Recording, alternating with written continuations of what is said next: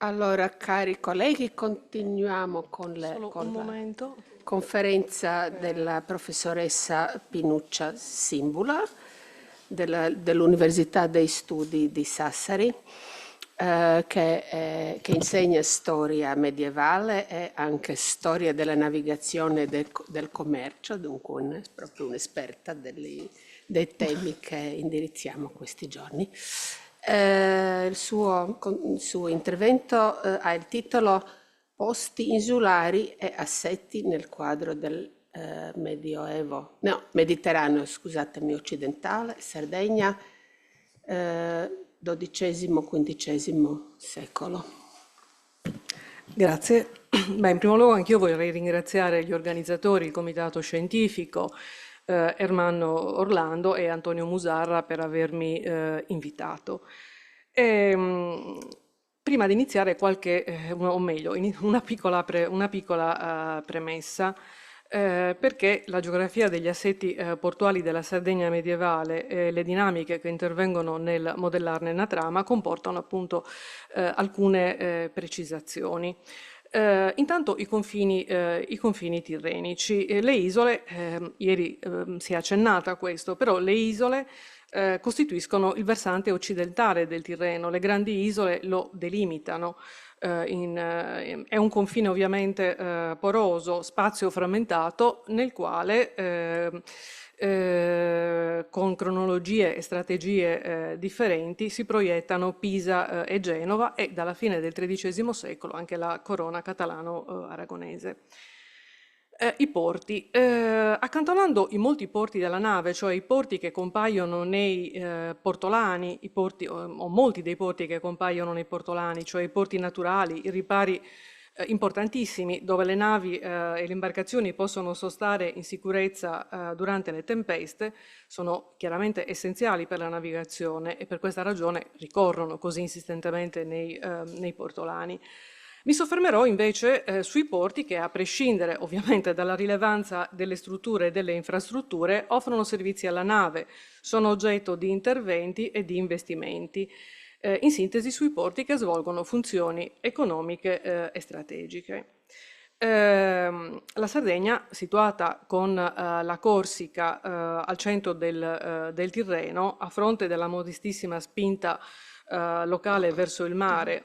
Ieri è stato detto a proposito degli albanesi che è una marittimità che finisce sulla costa, questo potrebbe essere ritenuto valido anche per la Sardegna. Ciò nonostante l'isola è interessante per il ruolo che svolge nei complessi equilibri e nelle dinamiche di volta in volta messe in atto dalle potenze del Mediterraneo occidentale nella costruzione della propria dimensione marittima. Quindi sotto questo profilo è un interessante osservatorio. Va fatta qualche precisazione ulteriore. All'aprirsi del millennio, la Sardegna è articolata in 4 regni giudicati, 3 dei quali scompaiono a metà del 200. Sulle ceneri di questi regni autoctoni prende corpo un mosaico istituzionale di cui fanno parte, oltre all'ultimo regno locale al giudicato di Arborea, le signorie dei Doria, dei Malaspina, dei Delle Garardesca, i domini sotto il controllo di Pisa e le realtà comunali, in realtà autoctone, in realtà una, la città di Sassari. Si tratta comunque nel complesso di una molteplicità di soggetti istituzionali che, almeno fino alla conquista e alla realizzazione del regno da parte dei catalano-aragonesi, tra XIV e XV secolo, spiega la policentricità delle traiettorie che guidano le politiche portuali e marittime, coordinate invece in età catalano-aragonese. Partendo dunque da quelle che sono le caratteristiche geografico-ambientali, proverò a sintetizzare le trasformazioni politico-istituzionali ed economiche che concorrono a ritmare i tempi e a condizionare l'evoluzione degli assetti. In sostanza, la Sardegna come osservatorio delle dinamiche tirreniche tra geografia, politica ed economia. Questi sono appunto i temi sui quali mi soffermerò. Partiamo dai porti e dagli ambienti dei porti. E quindi vediamo quella che è la prima geografia dei porti. La Sardegna innanzitutto è la regione italiana con l'isola con il maggiore sviluppo costiero, e questo 1897 km di coste contro i 1652 km della Sicilia, nonostante la Sicilia sia più grande della Sardegna. Nell'isola, lidi sabbiosi si alternano a insenature segnate da profonde baie fluviali, da aree lagunari con cordoni di sabbia che proteggono l'accesso agli specchi d'acqua, da falesie più o meno imponenti e accidentate e tratti rocciosi che solo in parte però spiegano il limitato sviluppo portuale. Nonostante le favorevoli condizioni geografico-ambientali del versante orientale dell'isola, i principali porti per funzioni e volume dei traffici si aprono sugli altri versanti dell'isola. La ragione è anche ovvia, è a occidente che si aprono le grandi pianure, le grandi estensioni di terre agricole da dove provengono i cereali, le derrate, le materie prime che alimentano i poli urbani e il mercato. E i porti si trovano per l'appunto inseriti nei punti di convergenza verso questi ponti, e sono anche le aree maggiormente, più densamente popolate. Altro elemento che va sottolineato è che, per quanto si tratti di un tratto comune dei porti, almeno fino al XII-XIII secolo, in Sardegna è una regola, è una tendenza generale, ma l'inserimento in contesti fluviali e lagunari è una caratteristica costante. Quindi è un tratto generale, ma in Sardegna in questa fase è rigorosamente rispettato. Spesso ci sono anche percorsi endolagunari che consentivano poi di raggiungere l'entroterra. È un aspetto questo che va messo in relazione e in continuità con la portualità antica, così come la distribuzione in modo diffuso degli approdi, quindi approdi, sistemi, insiemi di piccoli porti che concorrono a disimpegnare le attività polarizzate sullo scalo principale, sul punto di attracco principale. Come suggerito dagli studi di Pascal Arnaud, si tratta di una concezione progettuale vicina al modello risalente ereditato dagli impianti fenicio-punici e mantenuto anche in età romana. Un modello, quindi questo del porto diffuso, ereditato anche nei primi secoli del millennio. Scusate, non riesco ad andare avanti. Altro elemento da sottolineare è che la Sardegna non conosce il fenomeno urbano fino al 200. In età tardoantica in Sardegna si potevano contare da 14 a 16 città costiere. Nell'undicesimo secolo le città sono solamente un ricordo del passato. Tra la fine dell'undicesimo e il principio del XII secolo, nel nuovo assetto delle diocesi, le sedi vescovili sono tutte incardinate su villaggi, su ville di modestissima consistenza, quasi tutte in precedenza civitates. E queste diocesi sono tra l'altro distribuite come questi poli che poi decoleranno come i poli principali della rete portuale isolana, sono in buona parte dislocate sulle coste. Nel 200, nella fase del dinamismo demografico e del rafforzamento delle relazioni con le realtà tirreniche, Pisa e Genova, si assiste al ritorno del fenomeno urbano. L'isola, alla fine del XIII secolo, conta su una mezza dozzina di città e di quasi città, quasi civitas, come vengono ricordate alcune, distribuite o in connessione con i porti. L'unica eccezione è quella di Iglesias, che è un centro fondato in relazione allo sfruttamento delle miniere d'argento. Come appunto Tangheroni ha dedicato un bellissimo libro a Iglesias, alla città dell'argento, e Iglesias tra la fine del 200 e il primo 300 si calcola che producesse il 15% dell'argento che veniva estratto in Occidente. Una maglia molto rara, soprattutto questa delle città, se confrontata ancora una volta, chiamo elemento di confronto la Sicilia, i porti che scaglionano le coste della Sicilia. Ancora un altro aspetto che riguarda la trama insediativa, perché anche la geografia umana ha il suo peso. Non abbiamo dati sulla consistenza demografica della Sardegna che precedano i decenni a cavallo di 2 e 300 e le stime sui dati disponibili sono controverse. Tuttavia si può ipotizzare che, grosso modo, l'isola potesse contare su circa, o sfiorare, circa i 250.000 abitanti, quindi un territorio debolmente, poco densamente popolato. E questo nella fase di massima espansione alle soglie della peste nera, insomma, quindi nella prima metà del 300.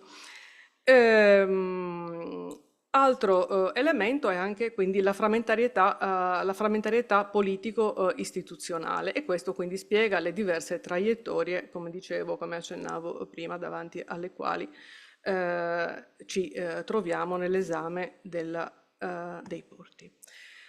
Allora, intanto una prima rete di porti la si trova documentata, ben documentata, nei Costituti pisani, siamo intorno al 1160.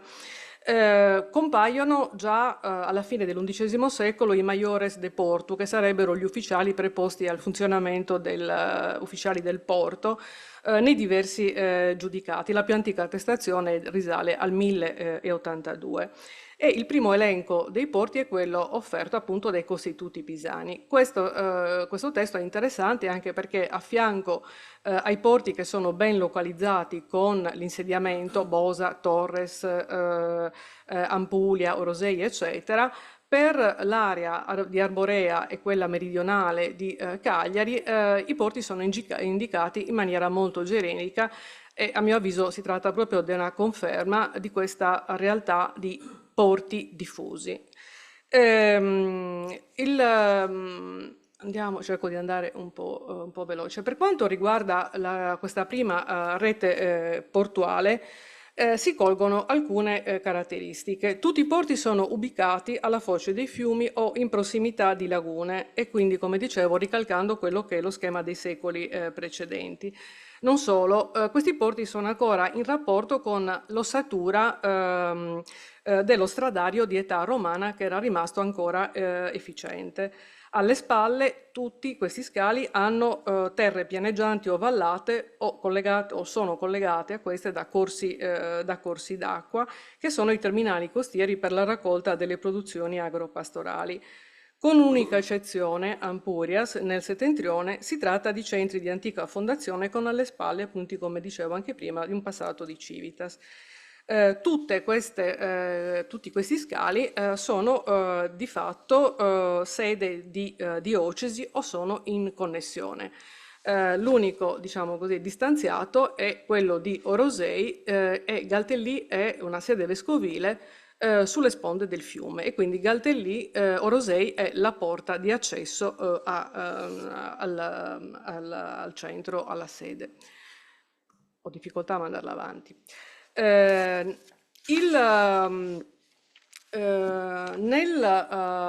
200 inizia quella che può essere definita l'età delle fondazioni o delle rifondazioni.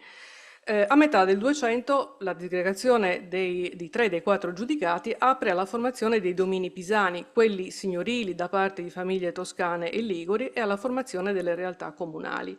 È in questa fase che nelle terre dell'isola passate sotto il controllo del comune di Pisa e nei domini signorili prendono corpo gli interventi sui porti, oggetti di investimenti che ne potenziano l'efficienza, rafforzano la capacità di drenaggio delle risorse del territorio e disegnano un aggancio diretto ai circuiti commerciali di riferimento.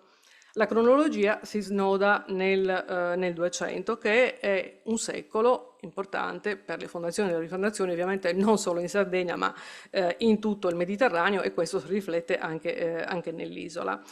Le esigenze sono evidentemente condizionate dall'aumento della stazza del naviglio, dalla crescita del volume dei traffici e anche dalla velocità delle operazioni dei servizi, delle navi che chiedono servizi più efficienti.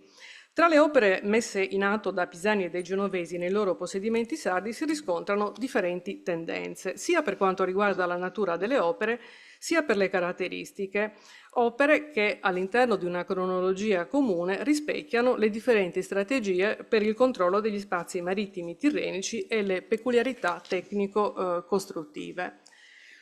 In questa carta ho segnalato appunto quello che chiamerò il corridoio tirrenico, che è lo spazio privilegiato di Pisa. Nella carta piccola si può anche osservare come, e qui torniamo alle isole di cui si parlava poc'anzi, ma in questo caso sono isole ben visibili. Il Tirreno è chiuso a settentrione da una corona di isole dall'arcipelago toscano, che consente di navigare a vista, arrivando poi in Corsica e costeggiare fino alla Sardegna. Il corridoio tirrenico quindi costituisce lo spazio privilegiato della proiezione pisana. I versanti della Sardegna orientale e meridionale, legati commercialmente tra il XII e il XIII secolo, già legati in precedenza, a metà del 200 entrano a far parte dei domini diretti, e questo cambia perché vengono integrati nel sistema portuale pisano. Porto Pisano dialoga strettamente con Cagliari, piazza di stoccaggio e distribuzione delle merci da e per il Nord Africa e il vicino Oriente, con triangolazioni su Napoli, dove, tra le altre cose, un'area del porto di Napoli prendeva il nome appunto di Porto Pisano, proprio perché era il luogo di frequente attracco delle navi. La sconfitta della Meloria nel 1284 vedrà poi Pisa arretrare a Napoli come in Sardegna, anche se nell'isola sarà poi in realtà l'avvento catalano-aragonese a partire dal 1323, con la perdita dei domini, a segnarne il drastico ridimensionamento. Due brevissimi esempi. La tendenza toscana è quella di creare nuovi insediamenti e strutture, però sfruttando l'eredità del passato, sebbene non in meccanica sovrapposizione. E questo si coglierà meglio nel confronto poi con gli impianti genovesi. Con l'edificazione di Castel di Castro, avviato intorno al 1215, i pisani mettono mano al porto, ma è con la caduta del giudicato che avviano delle grandi opere, ampliano le fortificazioni e mettono mano al porto. Un porto delimitato da una palizzata, non abbiamo le dimensioni originarie, ma sappiamo per esempio che quando i catalano-aragonesi mettono mano al vecchio porto devono sostituire circa 1 migliaio di pali, quindi uno specchio d'acqua molto grande, perché i pali tenuti da traverse, collegati da traverse, erano distanti 1 metro l'uno dall'altro, quindi si tratta di una porzione, di un porto piuttosto ampio. Ho provato anche a fare i calcoli, ma il numero viene troppo alto, quindi in ogni caso l'acquisto è quello di 1.000 pali, e anche dai registri di spese, insomma, ci sono delle ipotesi che si possono fare sulle dimensioni di questo porto. Dicevo che questi pali sono pali molto lunghi, circa 8 metri come minimo, infilati nel fondale sabbioso, e creano quindi questa grande palizzata chiusa al centro da una grande catena. Porti a pali, tecnica caratteristica pisana, si ritrovano oltre che negli approdi toscani come Vada, Piombino, a Cagliari, ma anche in altri luoghi dell'isola, in Ogliastra, ad Arbatax, furono probabilmente utilizzati dai pisani anche in Oriente, nei caricatori del mare d'Azov. Opere di rafforzamento del porto e della città sono effettuate anche nei primissimi anni del Trecento, nella prospettiva di difesa da possibili e concreti attacchi catalano-aragonesi. Ed è questa la fase in cui non solo si effettuano opere sul porto, ma sono rafforzate le mura cittadine e sono edificate le possenti torri dai nomi evocativi del leone, dell'aquila, dell'elefante, eccetera. E elemento simbolico non di poco peso è il fatto che il maestoso pulpito di Guglielmo, che un tempo appunto era nel Duomo di Pisa, viene trasferito in questa fase a Cagliari, nella cattedrale di Cagliari. Altrettanto radicali sono gli interventi effettuati su un altro centro molto importante per Pisa, il porto di Terranova, la civita giudicale.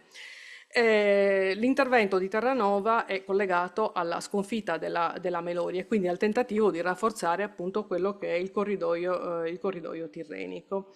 Ed è in questo contesto che viene fondata Civita e creato appunto il nuovo porto. Le imponenti opere di bonifica muovono dal porto giudicale che era ormai difficilmente agibile e per contrastare l'innalzamento dei fondali intralciati da reliti di navi e detriti è creata una banchina artificiale con l'utilizzo di materiali lapidei di riuso, materiali romani presi appunto nelle vicinanze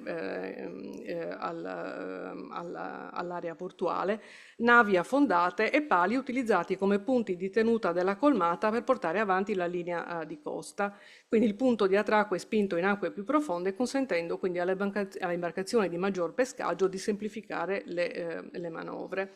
E qualcosa di simile, anche se di diversa portata, è quella che viene fatta a Bosa, in questo caso dai Malaspina, dove c'è un ribaltamento della città e una riorganizzazione del funzionamento dell'area portuale, ma vado più veloce. Mi interessa il confronto appunto con le politiche dei Doria e le fondazioni dei Doria. Sui Doria naturalmente i riferimenti sono anche ai contributi di Enrico Basso, che molto ha lavorato sul sistema portuale genovese e ha dedicato degli importanti saggi anche agli scali sardi. In ogni caso gli scali sardi sono di diversa natura rispetto a quelli a cui mette mano Pisa. Si tratta di porti artificiali, di porti per forza, porti di molo, quindi interventi di altra natura, perché la ristrutturazione dei paesaggi portuali è decisamente più impegnativa. Il Doria, nel settentrione della Sardegna, quindi nell'area dell'Ogudoro, nell'ultimo quarto del 200 creano due nuovi porti, Alghero e Castelgenovese, che non sono in continuità con dei porti antichi, sono dei porti di nuova fondazione, siti individuati e appositamente costruiti. Ora, il porto di Castelgenovese qui è chiaro, è in stretto dialogo con il porto di Bonifacio, con la Corsica. Rispetto, chiaramente la Corsica controlla, con la Corsica Castelgenovese controlla il passaggio chiave, quindi se i pisani controllano lo spazio tirrenico, il canale di accesso per superare appunto le isole, il passaggio è strettamente controllato dai genovesi.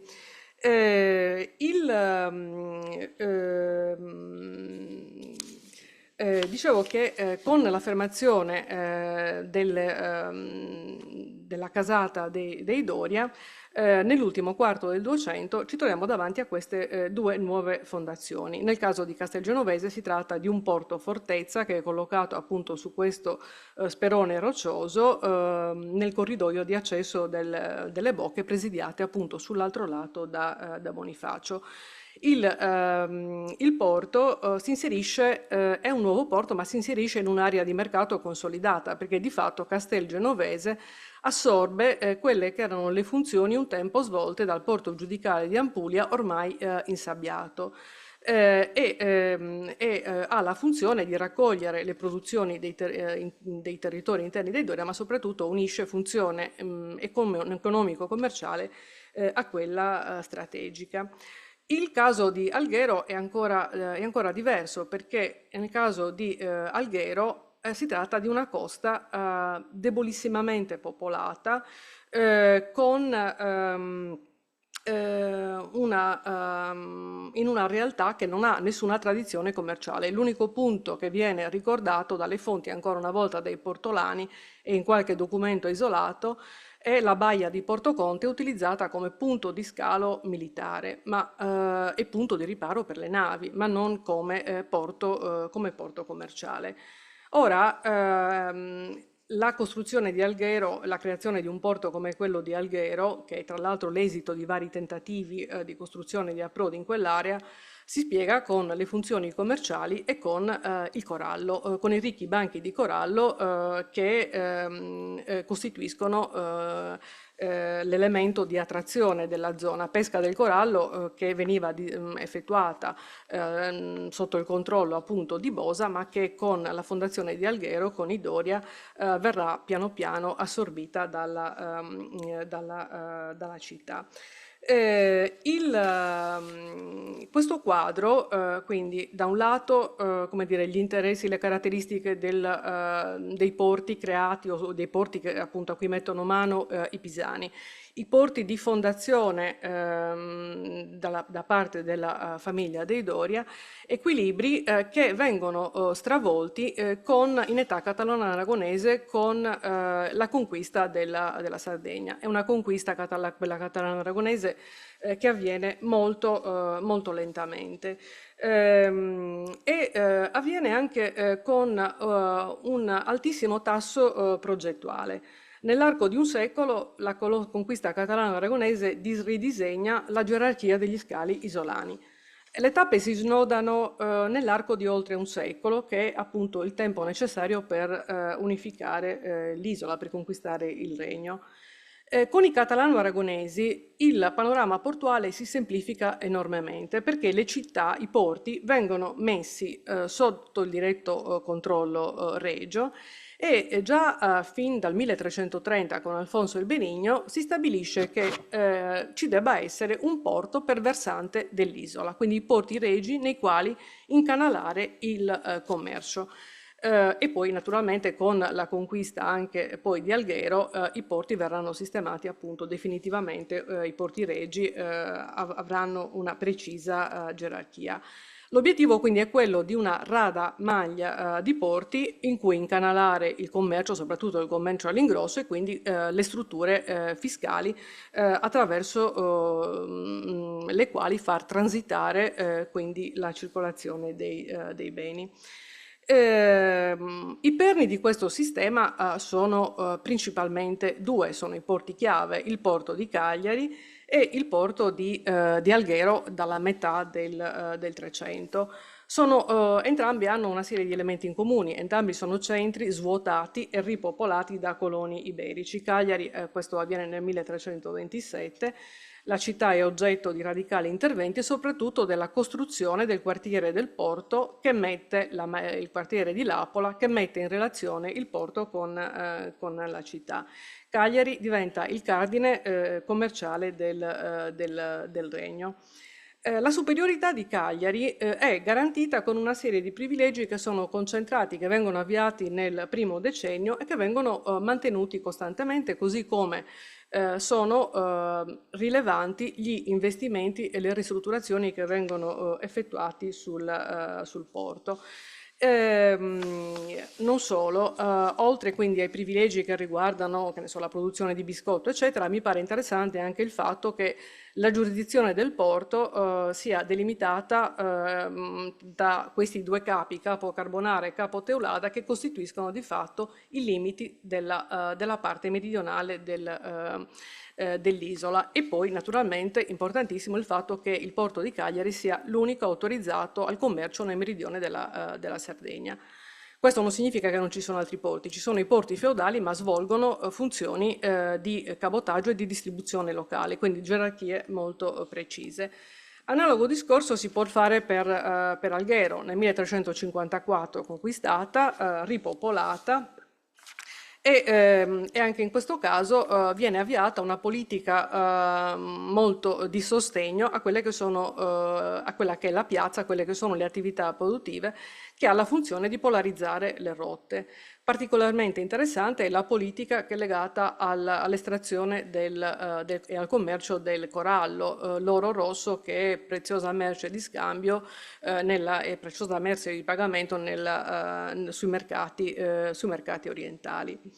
Nel 400, con la definitiva conquista e la pacificazione del regno, gli assetti e le gerarchie degli scali sono ormai ridefinite.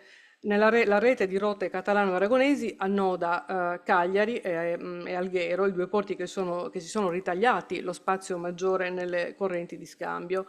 Alghero, come dicevo, è lo scambio più toccato nelle rotte per il Levante e Cagliari è la piazza di riferimento per le materie prime e le derrate alimentari, soprattutto cuoio, formaggi, sale, pasta, eccetera, che indirizza verso un arco più ampio: Barcellona, Valencia, Maiorca, l'area campana, Napoli, Gaeta e gli scali siciliani. A livello più strettamente locale operano gli altri scali. Torres mantiene un ruolo rilevante nel traffico interregionale con la Corsica e con gli scali soprattutto della Liguria, ma della Riviera di Ponente, dei centri minori di cui ci parlava Simone Lombardo in precedenza. E per quanto non esclusivamente sono queste quelle che costituiscono le piazze di riferimento. Gli scali sul versante orientale nel sistema di distribuzione e di cabotaggio sono anche d'appoggio ai traffici maggiori, nel senso che convogliano, soprattutto verso Cagliari e verso gli scali maggiori, i beni che poi vengono distribuiti e che transitano attraverso gli scali maggiori o sono indirizzati con un'attività di cabotaggio verso le rive del Tirreno centrale. Tornando al punto di partenza, scusatemi, ho perso, e cioè a come le grandi potenze marittime seppero modellare i territori per renderli più funzionali alle loro esigenze insediative, economiche e di dominio, si può osservare che le condizioni ambientali hanno un ruolo importante ma non sufficiente per determinare la trama portuale. Ambiente e politica si influenzano reciprocamente e, come dimostra il caso delle fondazioni sarde, non sempre i porti sono figli delle rotte, ma sono frutto di precise scelte strategiche ed economiche. E le strategie messe in atto sono molto differenti. Pisa, seguendo scelte funzionali all'integrazione dei domini tra le differenti sponde, in continuità con il passato, crea o potenzia ambienti sui quali l'uomo ha già agito, ecosistemi modellati in antico. Una continuità di siti che non si traduce in una meccanica sovrapposizione, ma nel mantenimento delle funzioni in aree e punti più adeguati alle esigenze della navigazione del tempo. Anche le tecniche impiegate sono differenti. La continuità pisana privilegia l'ancoraggio agli ambienti sabbiosi, a porti connessi a foci, lagune, contesto che caratterizza le scelte e questo è chiaramente il modello di riferimento e l'area di partenza, sono gli scali della costa toscana e di Porto Pisano. Non solo. Pisa attua una politica organica istituzionale, trasformando i porti dei domini sardi in strumenti di dominio territoriale e di proiezione economica nel Tirreno, oltre che del controllo di risorse strategiche come il sale, l'argento, i cereali e le derrate le materie prime, entrate che nel primo Trecento assicuravano al comune di Pisa il 40% delle rendite. Genova sviluppa una strategia flessibile e mercantile, l'impero liquido genovese, basate su famiglie e reti private, che per quanto riguarda la Sardegna integrano le coste settentrionali alle rotte liguri e a quella corsa. Al contrario di Pisa, gli imparti portuali sono creati ex novo, porti che sfruttano le condizioni ambientali anche quando non particolarmente favorevoli, come Alghero o Castelgenovese, articolato su 3 punti di approdo differenti su 3 cale, ognuna delle quali adatta a proteggere da un diverso vento a seconda appunto della direzione, delle condizioni del tempo. Tra 3 e 400 l'inserimento della Sardegna nel sistema catalano-aragonese non trasforma la geografia del paesaggio portuale, ma ne plasma le gerarchie. Gli investimenti potenziano le strutture e le infrastrutture sulle direttrici della rete catalana, uno spazio molto ampio tra penisola iberica e mezzogiorno. Le misure in materia politico-economica, con le infrastrutture fiscali, indirizzano il ruolo e le gerarchie dei porti all'interno di questi sistemi di rotte, accompagnando lo slancio dei mercanti catalano-aragonesi, come hanno mostrato i magistrali studi di Ciro Manca e di Mario Del Treppo. L'azione di Pisa, di Genova e della Corona modella in maniera differente la geografia portuale dell'isola, ma tutte la proiettano nelle dinamiche e nei conflitti del Mediterraneo occidentale. Strategie che emergono quando si passa dal locale al quadro generale e si osserva il funzionamento dei porti in chiave di sistema, nelle reti di connessione tirrenica e mediterranea. La prospettiva di scala che consente di cogliere il continuo rimodellarsi dei frammentati spazi tirrenici, tra condizioni ambientali, spinte spontanee e azioni politiche. Grazie.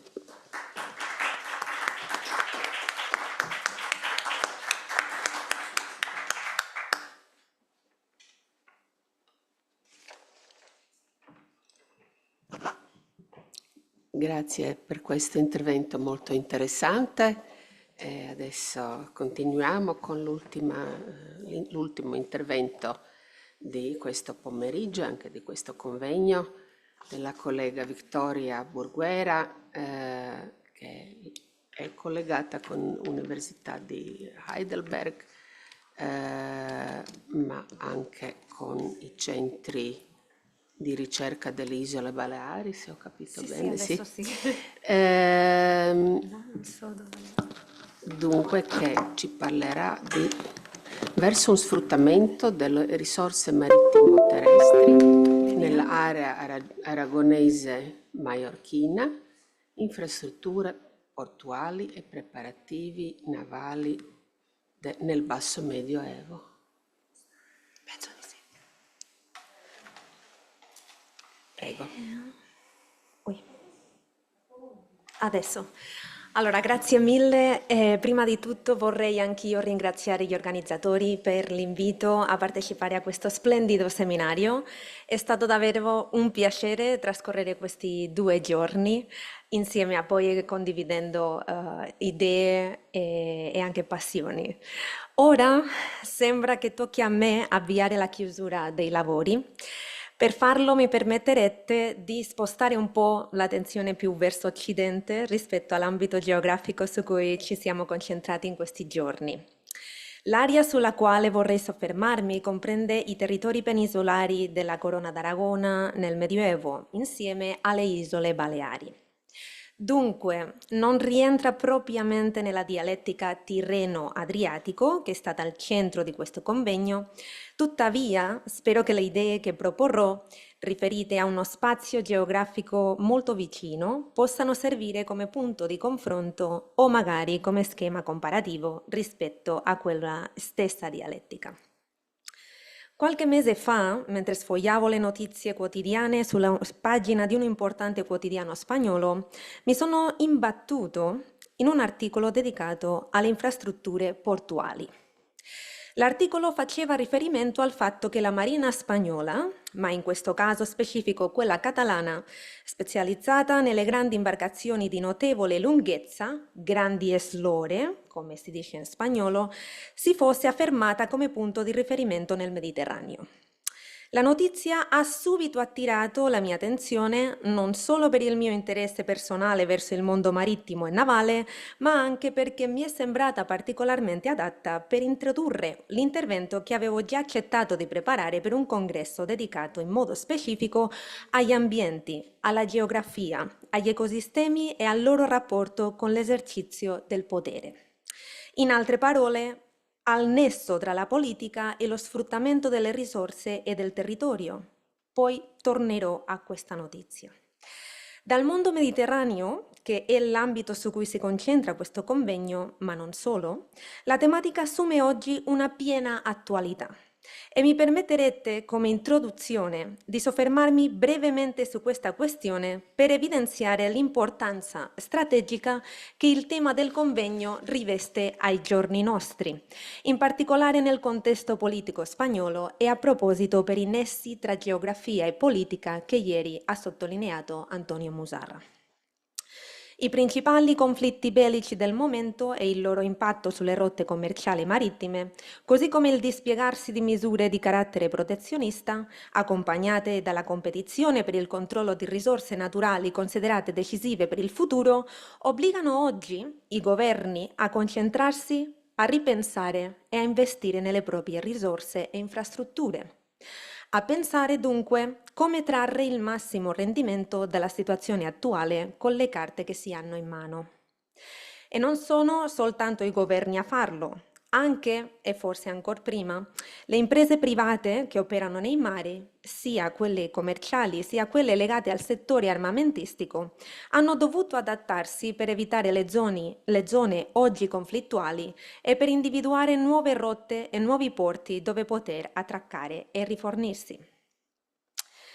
Così il porto di Algeciras, in dura competizione con quello marocchino di Tangeri e le sue vie di collegamento con l'infrastruttura ferroviaria, rappresentano oggi il principale punto di attenzione delle autorità spagnole, che hanno visto da un giorno all'altro fiorire le connessioni marittimo-commerciali di quella specifica area del paese, a seguito della riduzione del traffico attraverso il canale di Suez dovuta alle difficoltà di navigazione nel Mar Rosso, a scapito dei porti del Mediterraneo orientale e altresì di quelli adriatici. Algeciras si trova attualmente in una posizione strategica rispetto alle nuove rotte di navigazione, che in realtà riprendono quelle antiche inaugurate dai portoghesi nel XVI secolo, attraverso la circumnavigazione del continente africano. Non mancano dunque i motivi per cui più di un giornalista abbia richiamato le tesi di Robert Kaplan e la sua vendetta della geografia, sostenendo che, nonostante la globalizzazione e il progresso tecnologico, la geografia, includendo la posizione, il clima, i confini naturali e le risorse, continua a essere uno dei fattori più determinanti della politica internazionale e dei conflitti. Allo stesso tempo, l'attenzione in Spagna rimane concentrata anche sul porto di Barcellona, ma non tanto per la sua posizione geografica, quanto piuttosto per le sue risorse e infrastrutture. In un mondo che tende a dipendere sempre meno del gas proveniente tramite oleodotti dall'Europa orientale, il porto di Barcellona dispone del più grande impianto di gasificazione di gas naturale liquefatto della penisola iberica e uno dei maggiori d'Europa. Si tratta dunque di una infrastruttura e di risorse fondamentali per affrontare le sfide attuali, in cui sia il governo sia le imprese private hanno dovuto nuovamente ripensare. Risulta così evidente l'importanza di un convegno che invita a ripensare il passato in chiave contemporanea, un esercizio che di per sé è già intrinseco alla pratica storica. In particolare, mi è stato chiesto di occuparmi di un'area tanto vasta, complessa e articolata come quella catalano-aragonese e maiorchina, intesa come l'insieme dei domini iberici della Corona d'Aragona insieme alle isole Baleari, che sono i territori insulari più vicini alla penisola e i primi mediterranei a essere stati incorporati nella Confederazione nel XIII secolo. Come è noto, in quest'area furono incluse dal punto di vista politico anche le isole di Sardegna e di Sicilia e persino tutta la parte meridionale della penisola italiana, cioè il Regno di Napoli. Tuttavia, poiché altri colleghi si sono già occupati di queste ultime regioni, in questi 2 giorni io mi concentrerò esclusivamente sulla parte iberica e balearica. Tenendo conto dell'estensione della grande varietà dei territori della Corona, poiché come ben noto si trattava di una confederazione di regni e domini, ciascuno con propri interessi economici, strutture di governo e composizioni sociali, a proposito della frammentarietà politico-istituzionale, uniti tuttavia dalla figura del re, il mio breve intervento di oggi si concentrerà su un esercizio di sintesi e di reinterpretazione storiografica dei legami tra interessi politici, interessi particolari e lo sfruttamento e il potenziamento delle infrastrutture portuali a tale fini. In particolare intendo soffermarmi sullo sviluppo delle operazioni navali, che dal punto di vista storiografico hanno ricevuto minore attenzione da parte degli studiosi, soprattutto se confrontate con gli studi dedicati alla marina commerciale e ai principali porti e centri portuali sorti e sviluppatisi grazie al grande impulso di quel commercio.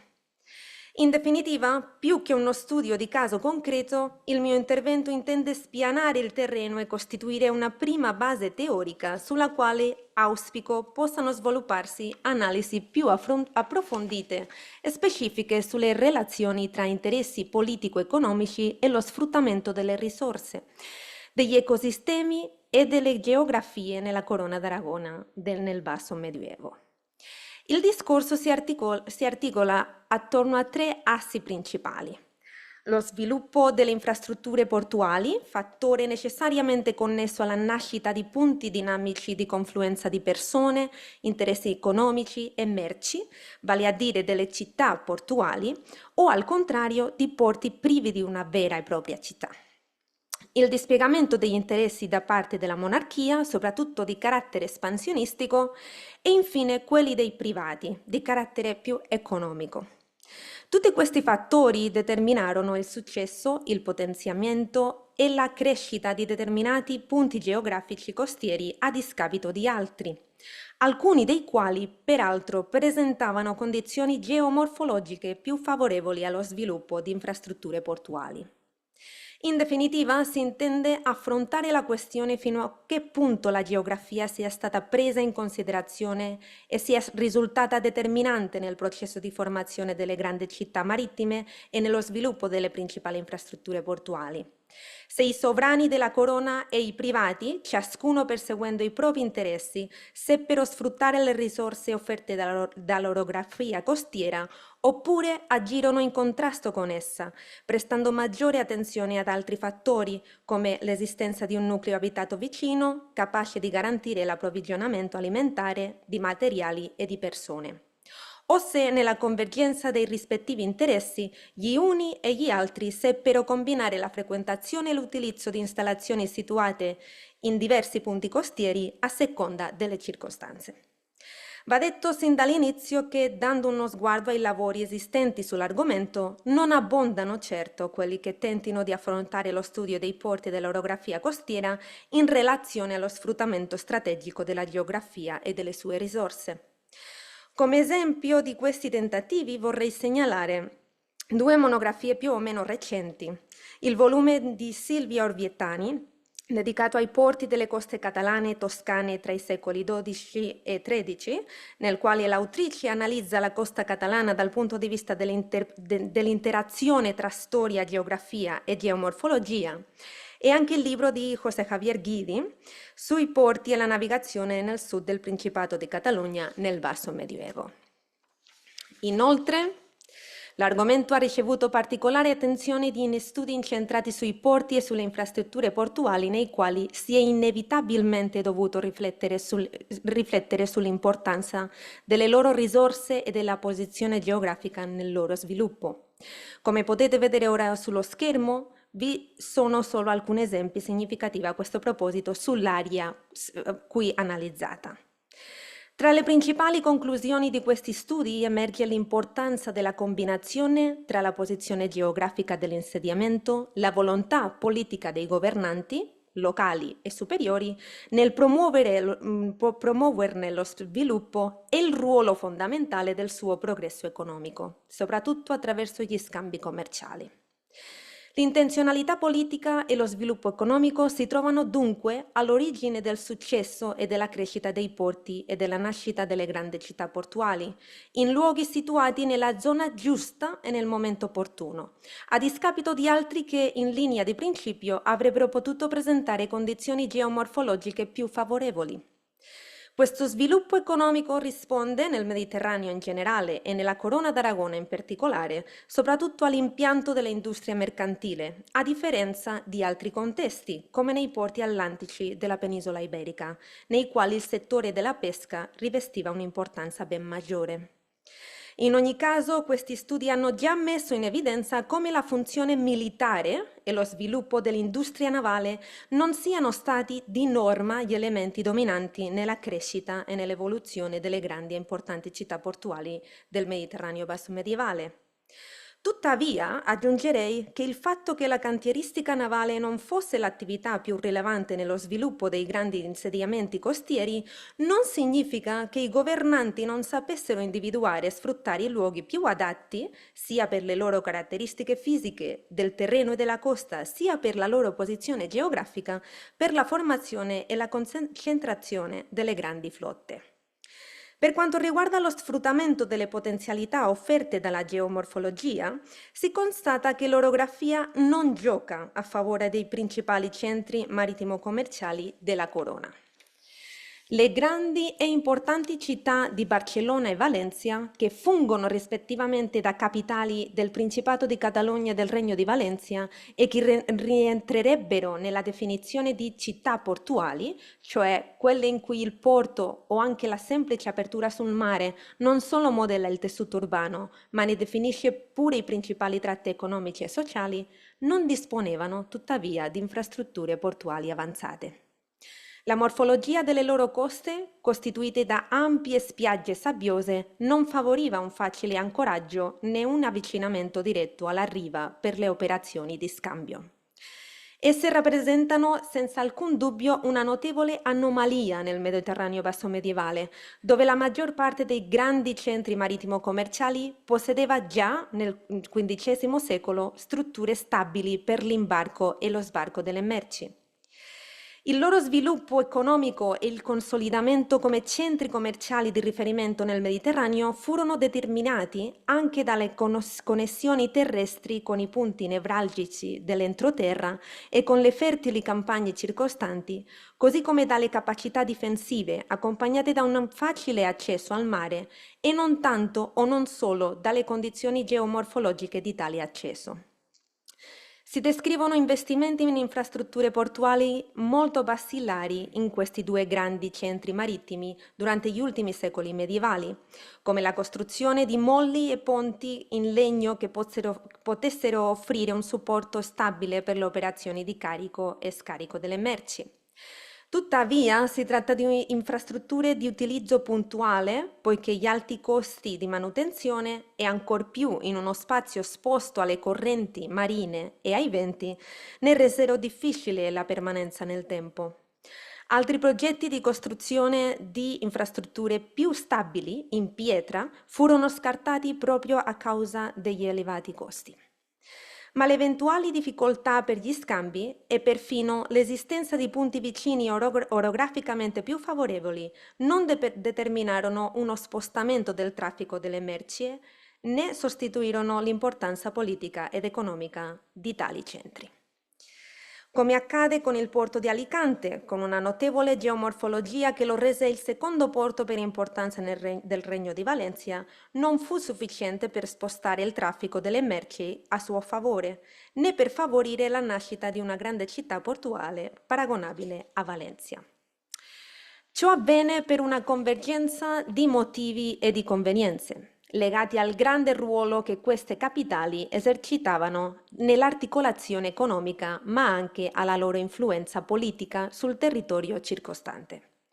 Se la loro posizione geografica permetteva di beneficiare e di partecipare alle principali rotte commerciali del Mediterraneo, garantendo al tempo stesso uno sbocco ai prodotti provenienti dall'entroterra, non meno importante fu la loro prossimità ai principali centri di potere. Già nell'antichità tarda e nell'Alto Medioevo si può spiegare, almeno in parte attraverso il mutamento degli assi politici e di governo, come il potente porto della città romana di Tarraco, poi Tarragona, capitale di una delle province più ricche e romanizzate della Hispania romana, che diede il nome stesso alla provincia, la Tarraconense, venisse progressivamente emarginato ed escluso dalle principali rotte di scambio, trascinando con sé anche la decadenza della città stessa. Fu praticamente sostituito nella sua importanza economica e poi anche nel ruolo di capitale politico-amministrativa da un'altra città costiera considerata secondaria in epoca romana, Barchino, poi Barcellona, più vicina al nuovo asse politico che si andò a consolidare al di là dei Pirenei.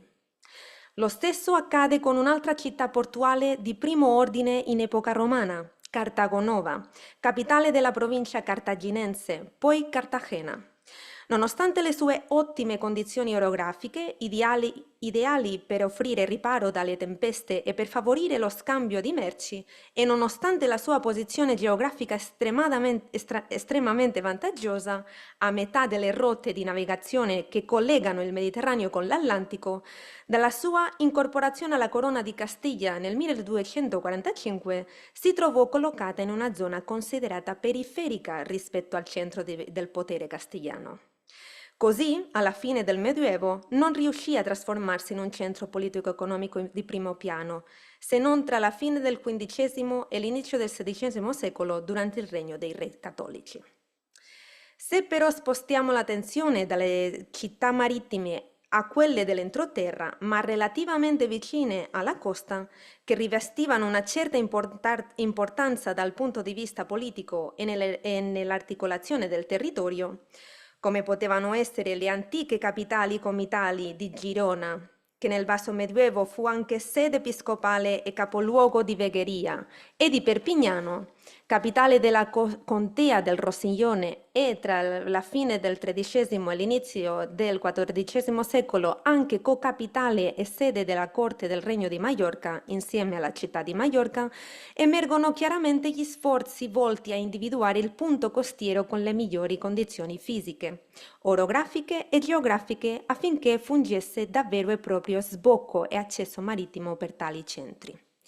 Il caso di Perpignano è stato particolarmente studiato da Rosé Salicru, la quale ha messo in evidenza come le favorevoli condizioni del porto di Collioure, oggi Collioure, furono determinanti affinché esso venisse potenziato come punto di scambio di prodotti, merci, persone con la città, a discapito della più vicina spiaggia di Canet.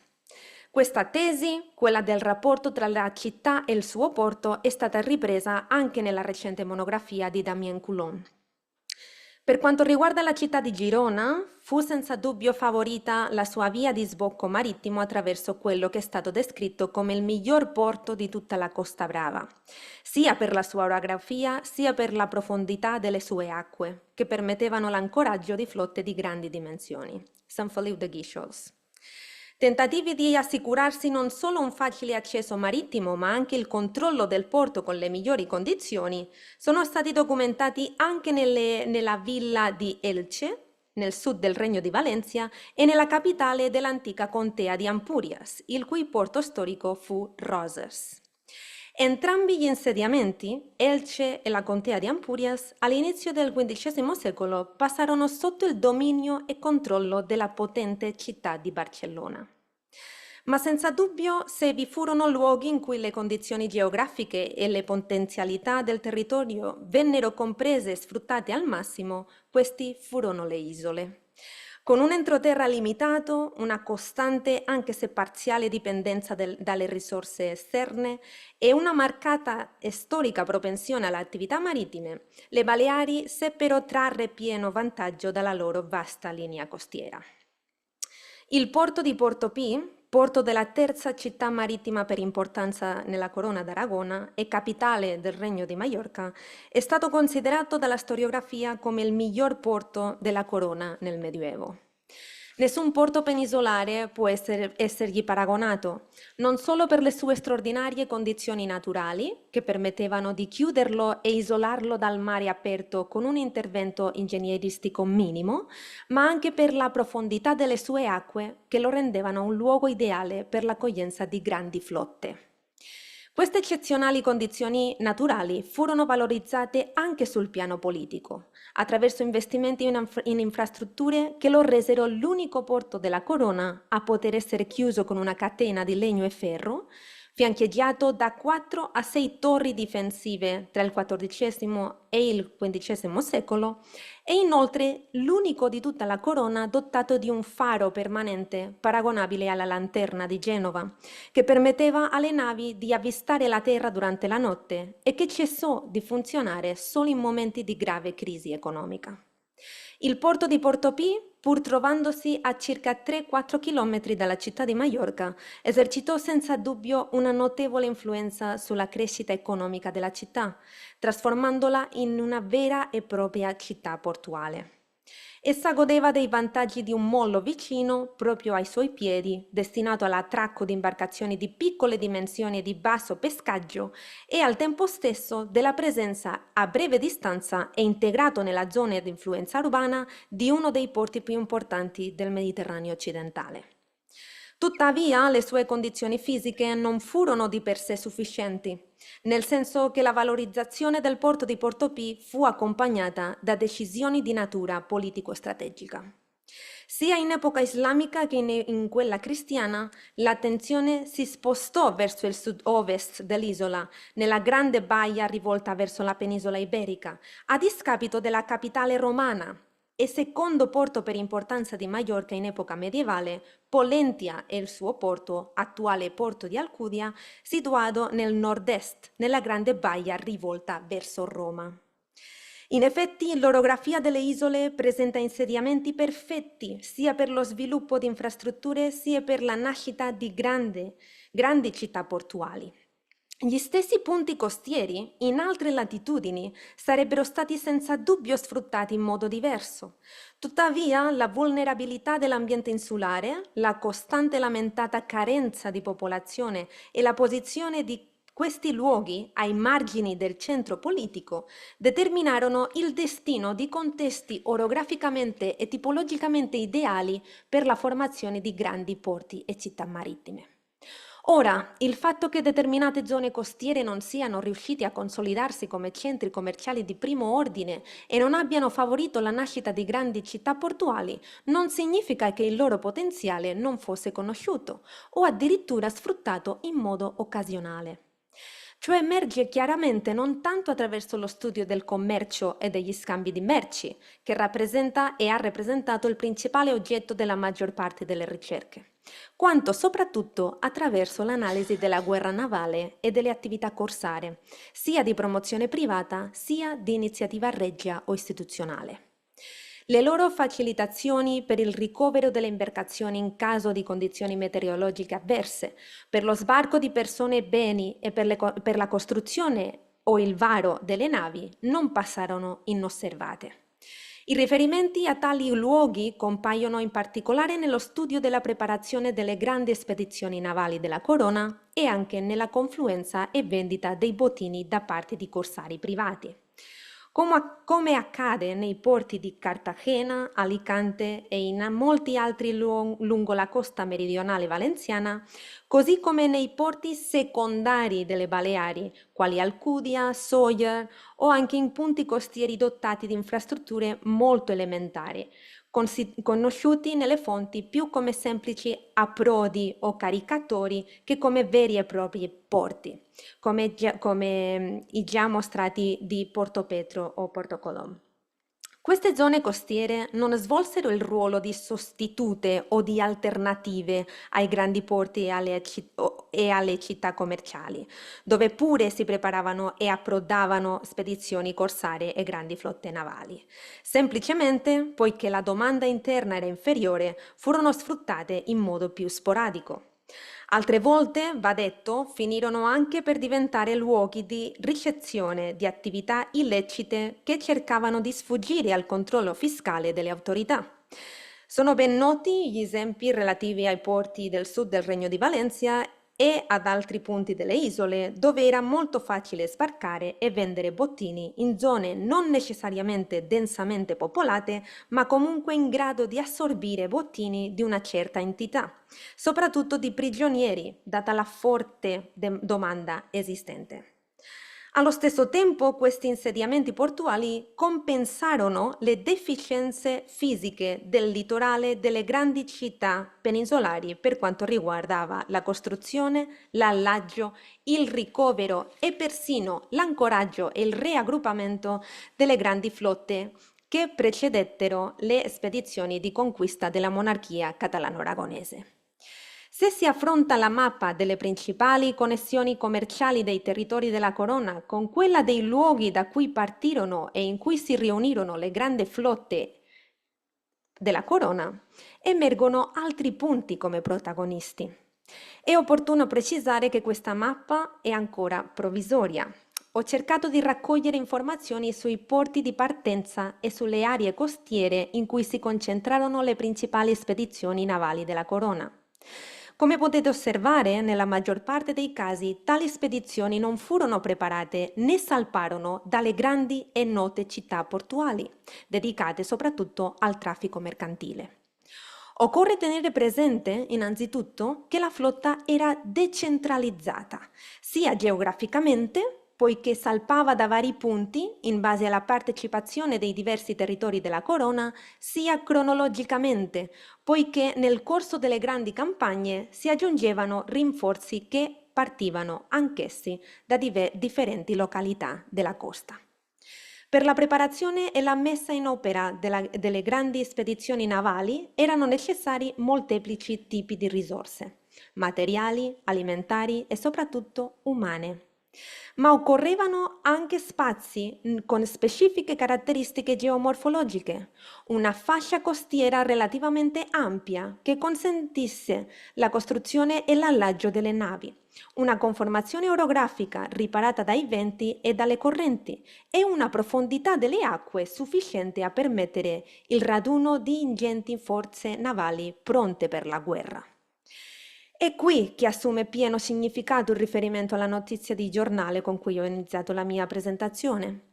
Non tutti i punti del litorale consentivano infatti l'assemblaggio di imbarcazioni di grandi dimensioni, sia in lunghezza sia in profondità, cioè nel pescaggio. Si tratta di risorse che le grandi città della corona, Barcellona e Valencia, potevano offrire solo parzialmente. Ciò che questa mappa dimostra è che in numerose occasioni la flotta finiva per salpare proprio dai luoghi in cui le navi e le galee erano state costruite, riparate, allate o carenate. E per quest'ultima attività la geomorfologia del territorio contava, e non poco. I preparativi bellici e gli ingenti investimenti richiesti per la costruzione delle grandi flotte costituivano motivi più che sufficienti per evitare di mettere l'impresa in balia delle tempeste e dei repentini mutamenti delle condizioni marine. Per questo motivo, sebbene la costruzione di imbarcazioni sia documentata lungo il litorale sabbioso delle capitali di Barcellona e Valencia, le grandi flotte navali risultarono in larga misura decentrate. Secondo il ricercatore Marcel Pujol, archeologo specializzato ai porti ed imbarcazioni, solo 5 porti in tutta la corona consentivano il carenaggio delle navi, poiché offrivano un riparo adeguato e una profondità di terra o di sabbia sufficiente. Palamós, Sant Feliu de Guíxols, Tortosa e quelli porti di Ibiza e Mallorca, Portopí. Questi punti, insieme a Port Vendres nel contato del Rossiglione e Roses, porto dell'antica contea di Empúries, e negli Alfalcs, porto oggi scomparso situato alla foce del fiume Ebro, dunque un porto fluviale come quello di Tortosa, si distinguono non solo per essere stati luoghi di partenza di numerose spedizioni navali, ma anche per aver costituito i principali centri dedicati alla costruzione e al varo delle imbarcazioni. Non solo per imprese navali, ma anche commerciali, e non necessariamente con capitale proveniente da quei luoghi, poiché le persone delle capitali, Barcellona per esempio, finanziavano la costruzione delle navi in tali porti lontani, ma con migliori condizioni, come hanno messo in evidenza diversi studi recenti. Per le grandi imprese mediterranee della monarchia, la costruzione, il carenaggio e l'alloggio delle navi non furono mai affidati a un unico porto e le flotte salparono, come dimostra la mappa, dalle aree in cui le imbarcazioni erano state preparate, per poi riunirsi e concentrarsi in porti dotati di sufficiente capacità di ricovero e al tempo stesso di acque con la profondità necessaria. In altre parole, in porti con condizioni geomorfologiche specifiche, che al contempo fossero situati geograficamente lungo la rotta verso la zona di interesse.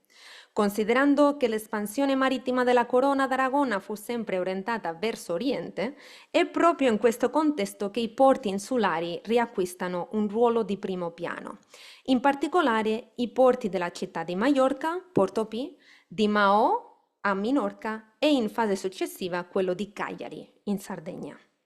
Nel caso di Minorca è significativo anche il fatto che l'antica capitale medievale dell'isola, Ciutadella, disponesse di un porto con ottime condizioni geomorfologiche, il cui traffico con la vicina isola di Maiorca venne potenziato ed è stato ampiamente studiato.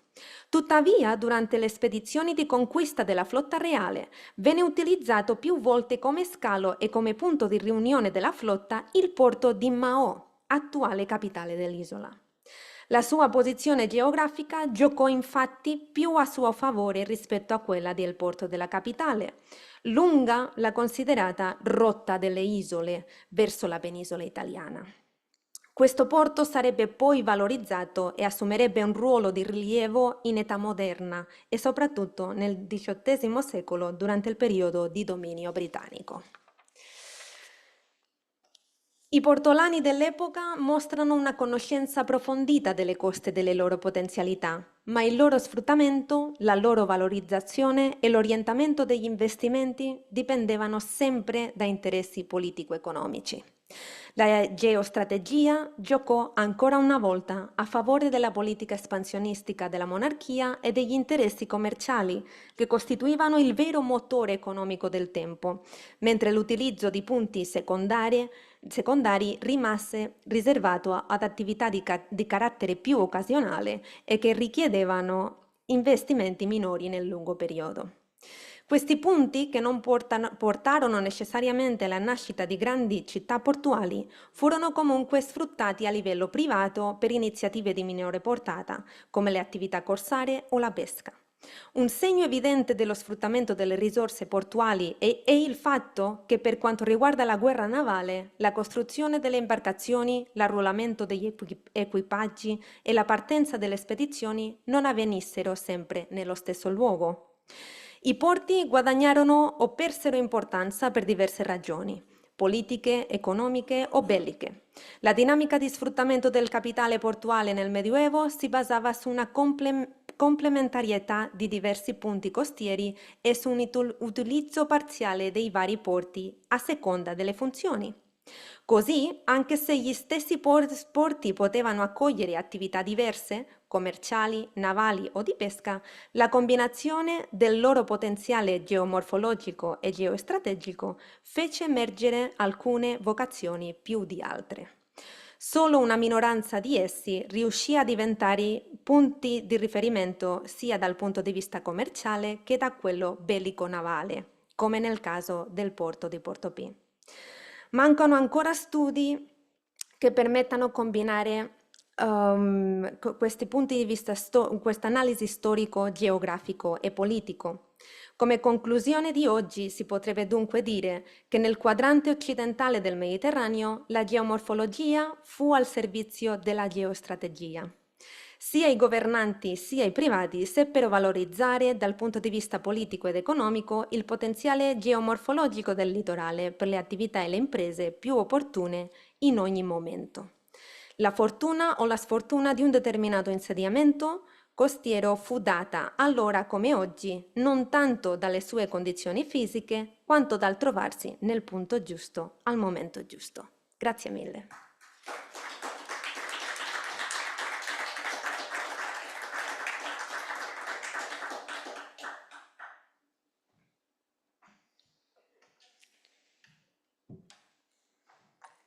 Apro la discussione sugli interventi di questo pomeriggio. Vi invito a prendere la parola. Se posso io, grazie mille. Allora, avrei domande per tutti, ma in realtà non vorrei monopolizzare la discussione, però ai professori Fara e Tocco in realtà volevo fare la stessa domanda, nel senso delle fonti e della documentazione, cioè perché avete parlato tanto di cabotaggio, penso anche alla dogana di Roma, cioè dove sono le vostre fonti, se esistono? Sono estremamente curioso. Sì. Le fonti, dove sono? Semplicemente. Alla professoressa Simbula, altre due domande invece. La prima è sui porti a palo. Cioè, come erano strutturati questi porti a palo, che sono di matrice pisana e si installano in Sardegna, appunto, però che vorrei capire un po' di più anche proprio il senso di questa tipologia, e poi sulla pesca del corallo.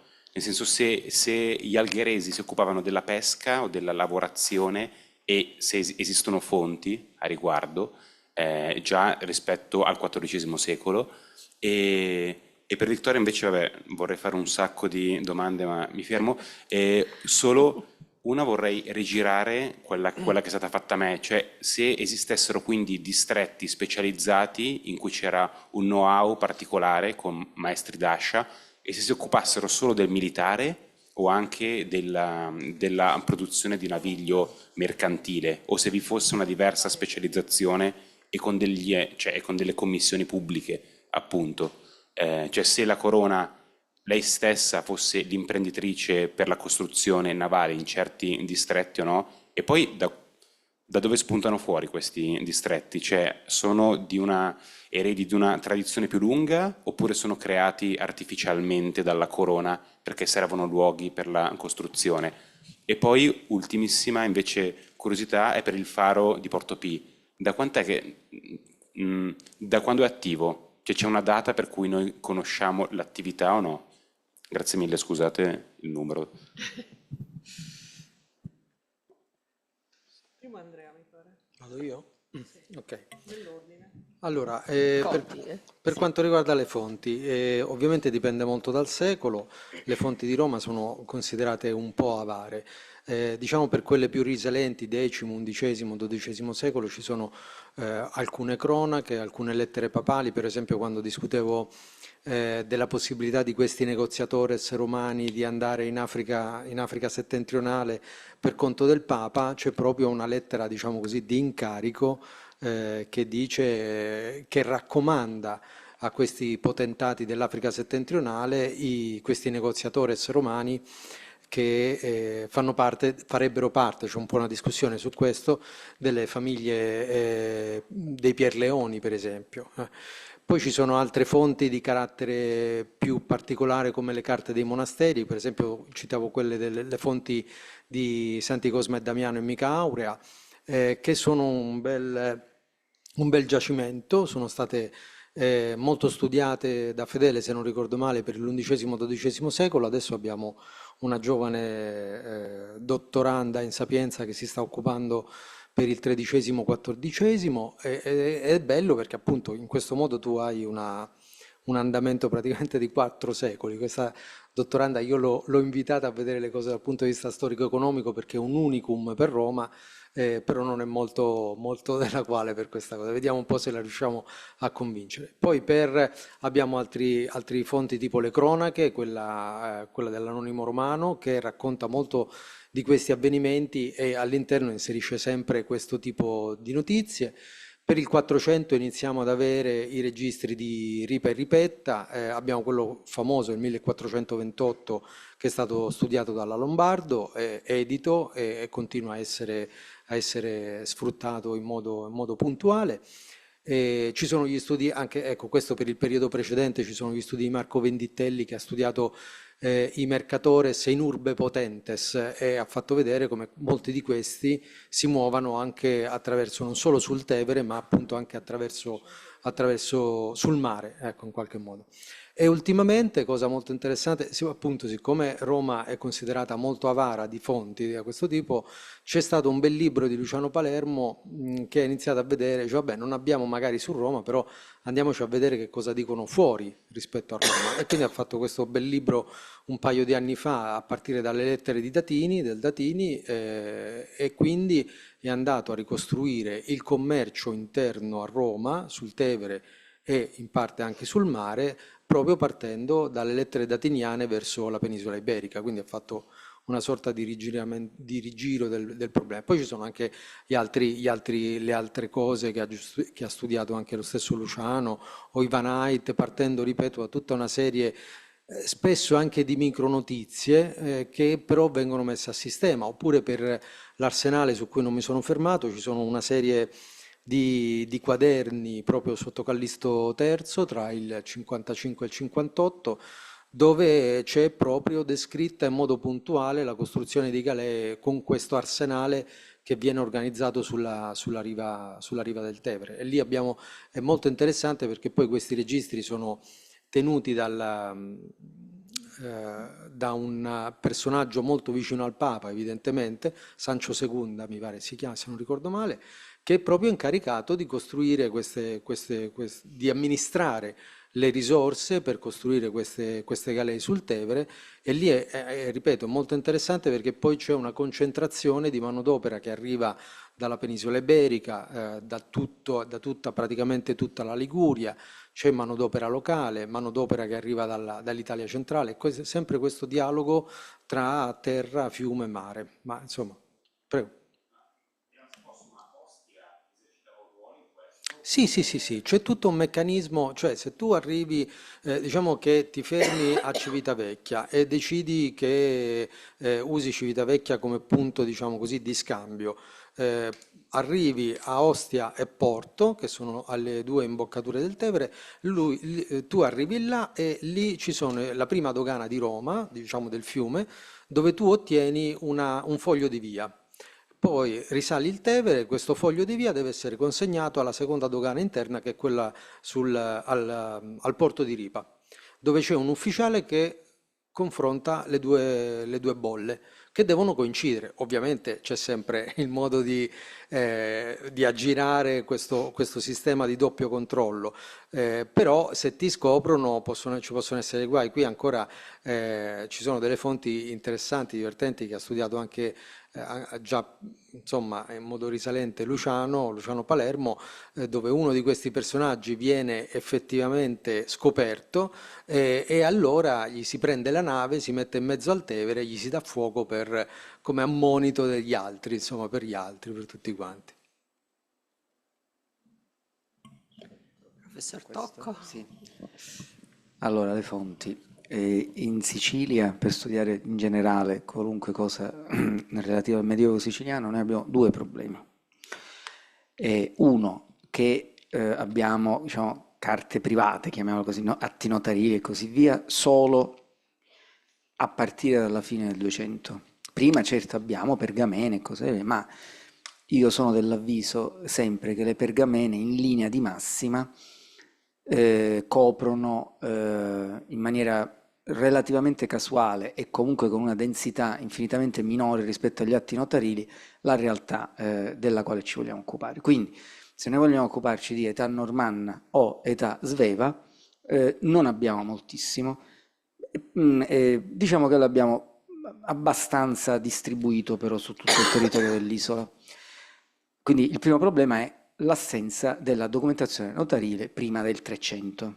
L'altro problema gravissimo, che ha influenzato secondo me moltissimo la lettura della Sicilia medievale di Brescia, è che noi abbiamo uno sbilanciamento pauroso della documentazione notarile a favore della Sicilia occidentale. Cioè, faccio un esempio banalissimo. Mentre i notai di Palermo diciamo, dall'inizio del 300 fino alla metà del 400, perché poi ovviamente esplode, saranno centinaia, non saprei quanti, insomma, facciamo 200, forse un po' meno, ma insomma sono molti. I notai di Messina prima del 300 non esistono, nel 400 abbiamo solo 11 registri e ovviamente ci sono notai che rogano per persone, diciamo, ricche, e notai che si occupano di cose minime. A Messina la maggioranza dei notai si occupano di cose minime, quindi siamo stati sfortunati anche in questo. Questo implica, ma per il resto abbiamo abbastanza notai nel 400 poi, perché 300 praticamente solo Palermo. Per quanto riguarda il 400, sono sempre sbilanciati a favore della Sicilia occidentale, quindi ne abbiamo a Trapani, ne abbiamo a Sciacca, ne abbiamo ad Agrigento, li abbiamo pure a Termini Imerese, e lì parte il discorso mio. Perché io ho scoperto le isole Eolie? Diciamo ho riscoperto. Eravamo partiti dal progetto sui porti minori, abbiamo deciso con una forzatura che Termini Imerese fosse un porto minore. In realtà tanto minore non è, non lo è per motivi di traffico e non lo è nemmeno per, diciamo, geomorfologicamente. Non è eccezionale, anche perché probabilmente il porto di Termini Imerese prima non era dove c'è quello attuale, cioè dove c'è la riviera, la spiaggia, ma era dove c'è il fiume San Leonardo, quindi dietro l'angolo, diciamo, verso Palermo. Però abbiamo deciso che valesse la pena e ci siamo accorti che con la documentazione terminese e soprattutto con la documentazione di Stato, quindi quella relativa al maestro Portolano, spuntano una serie di informazioni dettagliatissime.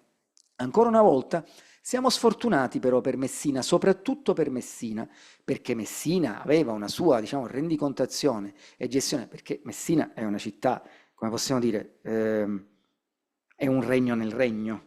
I messinesi hanno sempre ambito a questo, avevano il diritto perché c'è il famoso diploma di Enrico VI, che è un diploma autentico, che gli dà il districtus.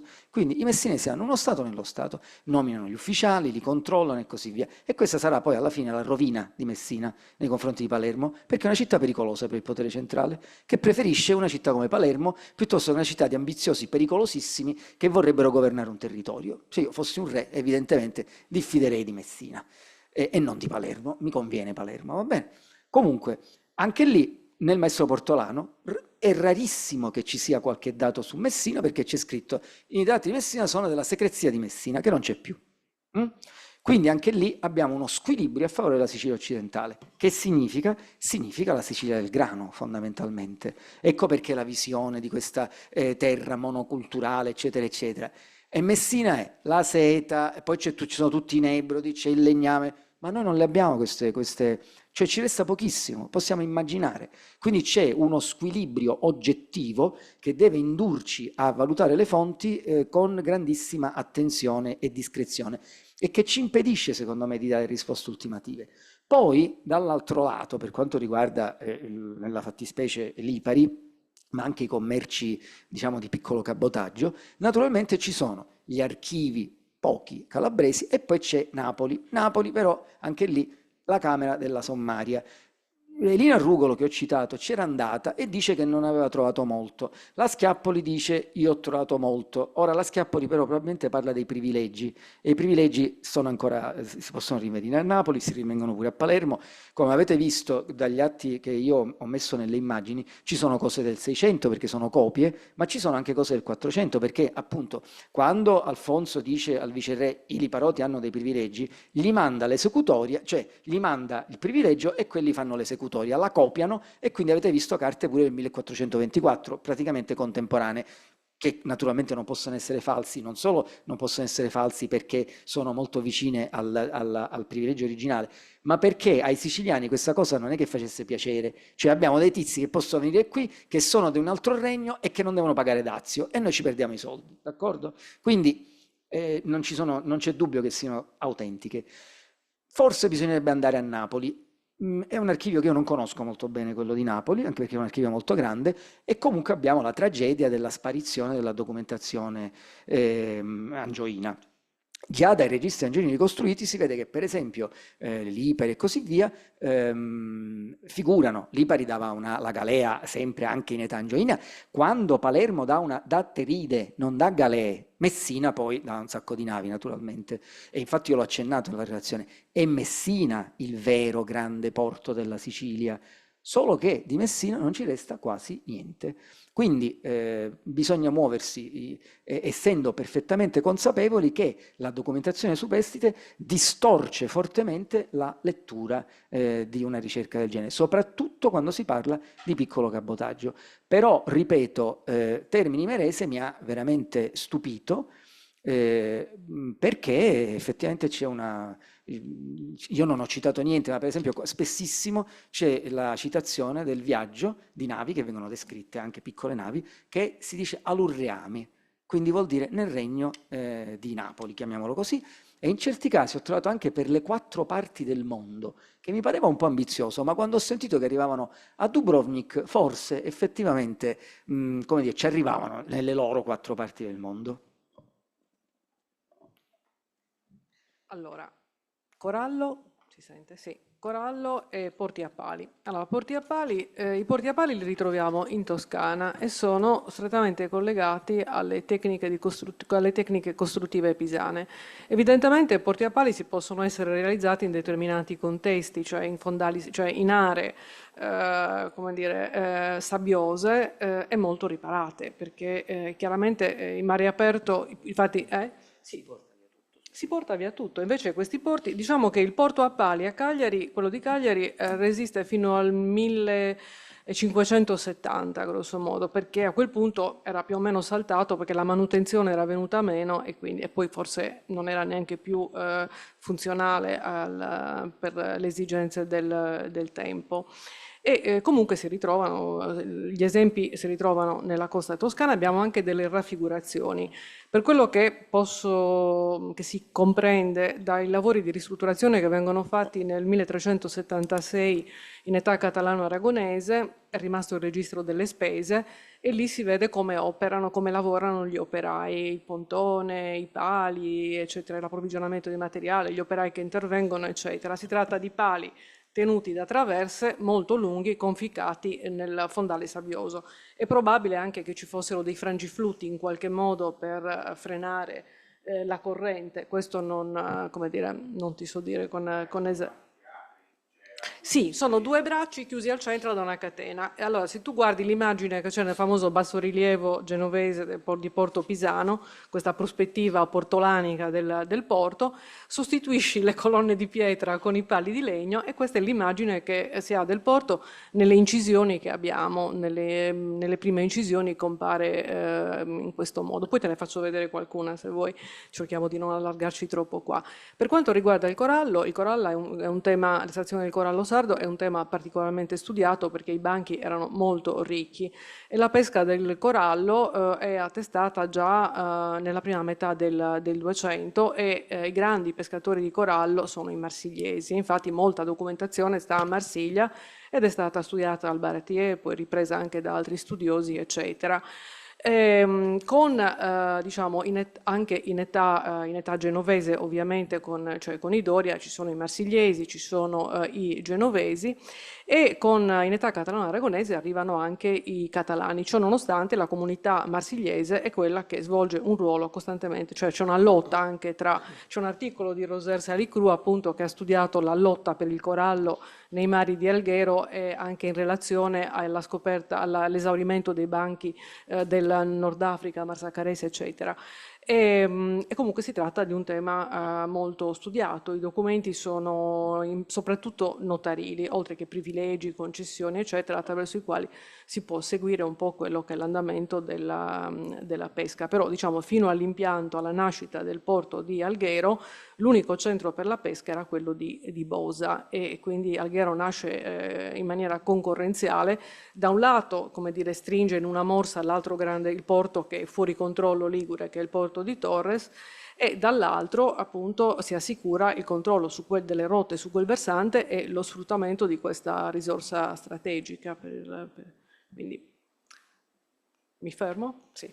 Sì. Grazie per le domande, io tenterò di essere molto breve, anche per se ci sono altre domande e poi possiamo continuare a parlarne durante tutta la serata. Allora, se c'erano distretti specializzati dal punto di vista specializzati sul punto di vista economico, sulla pesca, sul sistema corsaro commerciale, evidentemente sì, come quello che ci hai fatto vedere tu, è solo che mi sono concentrata su un'area super grande e focalizzata sull'aspetto della concentrazione e riparazione delle grandi flotte navali. Non direi tanto distretti specializzati dal punto di vista dei cantieri di costruzione navale, perché fino a dove io so i cantieri erano per la costruzione di tutti i tipi di navi. Evidentemente rispondevano alle necessità del momento e sia quei privati che la monarchia potevano fare un contratto di appalto per la costruzione sia di galee o di navi in diversi punti a quel momento più facili dal punto di vista strategico e anche economico per la costruzione di navi. Quindi distretti specializzati sì, ma direi di no sul punto di vista dei cantieri. Poi la tradizione di questi punti dipende molto dai diversi punti, perché per esempio abbiamo i porti di Roses o San Feliu de Guíxols, che la sua importanza risponde al periodo delle contee catalane, quindi ci dobbiamo andare un po' indietro nel tempo, quindi diciamo c'è una tradizione portuale in quei punti. Poi ci sono altri punti di quei che ho fatto vedere che rispondono più a una intenzionalità sia delle autorità locali che sia dell'autorità monarchica. Anzi, direi che nel caso dei grandi porti di Barcellona, Valencia e Mallorca, il porto era sempre un punto di scontro istituzionale tra il municipio e la monarchia, perché entrambi avevano delle competenze sul porto, avevano la capacità anche di cattare delle imposte sul porto e sempre c'erano delle rivalità, l'ho potuto guardare dai punti di vista, soprattutto sui lavori della storiografia, e quindi la tradizione di diversi porti dipende fare delle distinzioni, perché l'area di cui ho parlato è molto ampia. E poi, per finire, il faro di Portopí. Le evidenze documentarie che abbiamo, i primi lavori che abbiamo, sono di epoca della monarchia privativa, quindi diciamo finale del XIII secolo, principio del XIV secolo. Nonostante questo, non direi che non ci potessero essere anche in epoca musulmana, però non lo sappiamo. Quindi queste sono le prime evidenze che per adesso ne abbiamo del faro del Portopí.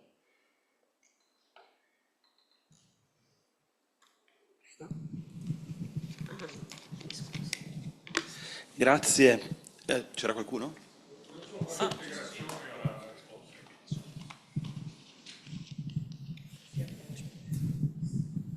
Grazie. Per i porti romani utilizzavano il legno molto spesso, e abbiamo esempi, diciamo così, sia in mare sia nelle acque dolci. In mare, per esempio, il porto di Anzio ha usato molto il legno, ma dove si vede la strategia, diciamo così, di utilizzo del legno è nei porti lacustri. Tutti i numerosi porti lacustri del lago di Garda, zona bresciana, sono fatti in legno, tenendo conto che noi nelle acque dolci non abbiamo la teredina navale, per cui in mare è ovvio che la teredina navale è un rischio altissimo e comporta una manutenzione notevole. Tutto qua.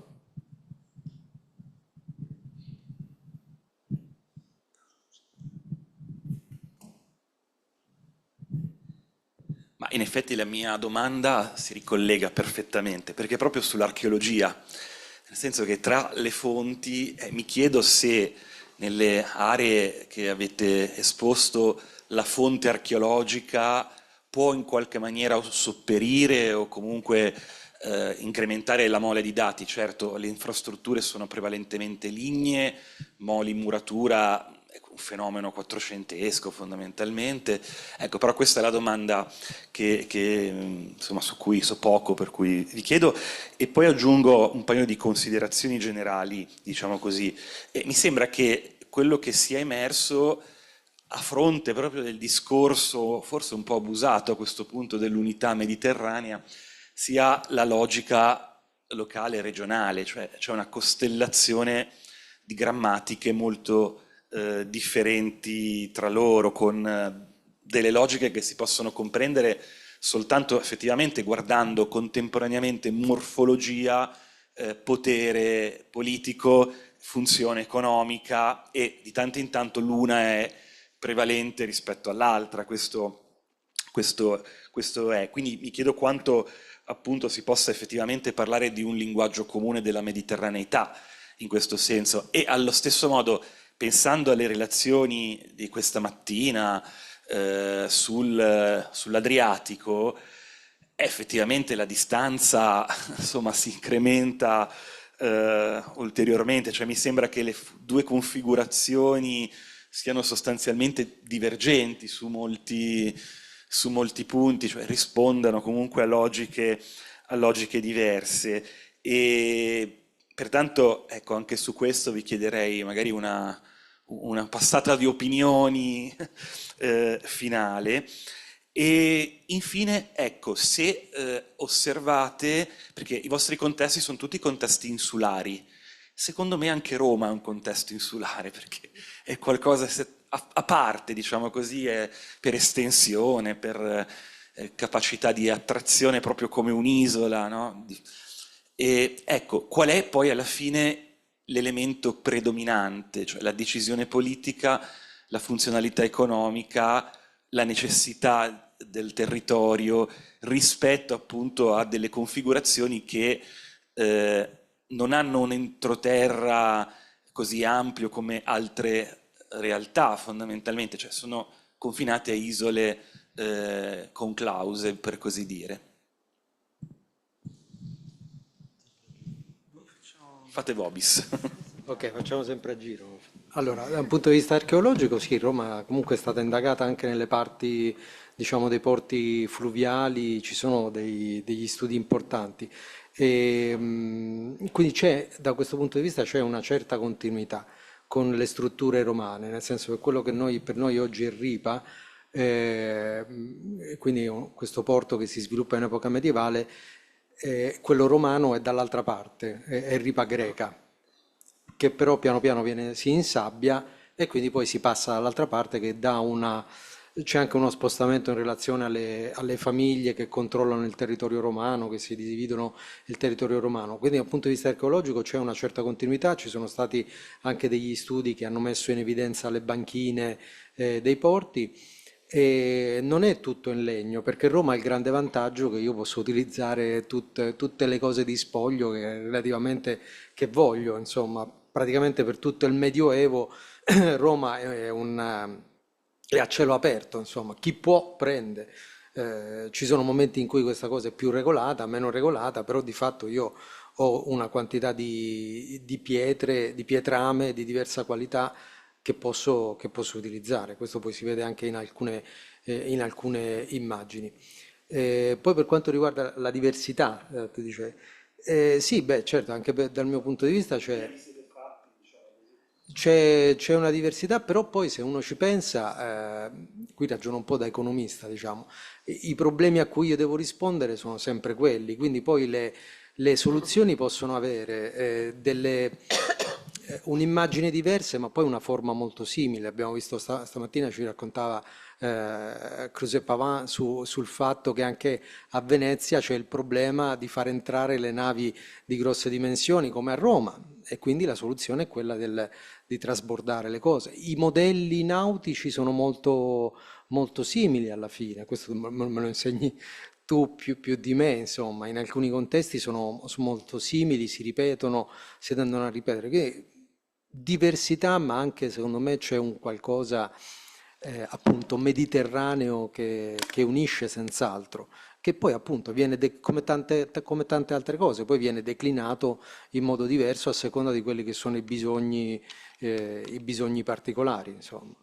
E poi l'altra cosa non mi ricordo.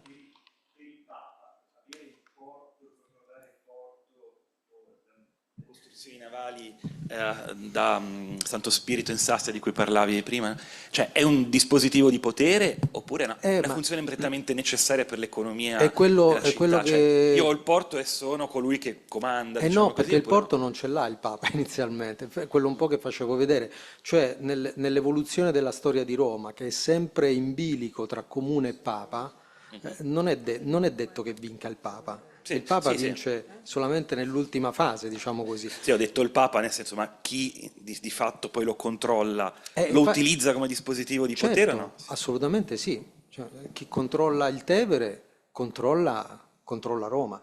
Ci sono appunto, quello che vi dicevo, quei casi di quel nobile che saccheggia la galea, cioè poi viene in quel momento, è un nobilotto locale, fa parte, se non ricordo male, della famiglia Orsini, se non ricordo male, viene catturato e viene giustiziato in quel momento dall'autorità papale che sta cercando e lo fa anche attraverso questa cosa, prende questo esponente che non è, diciamo, della famiglia principale, è collegato, diciamo, alla cerchia Orsini, quindi io intanto prendo quello, oppure in altri contesti il comune afferma in modo fortissimo il proprio controllo. Ma il comune chi sono? Sono le famiglie romane che controllano pezzi di città che in qualche modo si dividono anche pezzi delle due rive del Tevere e si contendono anche il controllo delle acque del Tevere. E quello che vi dicevo di questo personaggio del X secolo, che è il primo a fregiarsi del titolo di ammiraglio delle coste, quello è un Tuscolo, Quello non fa la politica del Papa, fa la politica dei Tuscolo, insomma. Quindi per tutto il Medioevo noi vediamo questo tira e molla su questo asse che è assolutamente essenziale dal punto di vista economico. Alla fine ovviamente sarà vincente il Papa, però prima che lo sia ce ne vuole, insomma.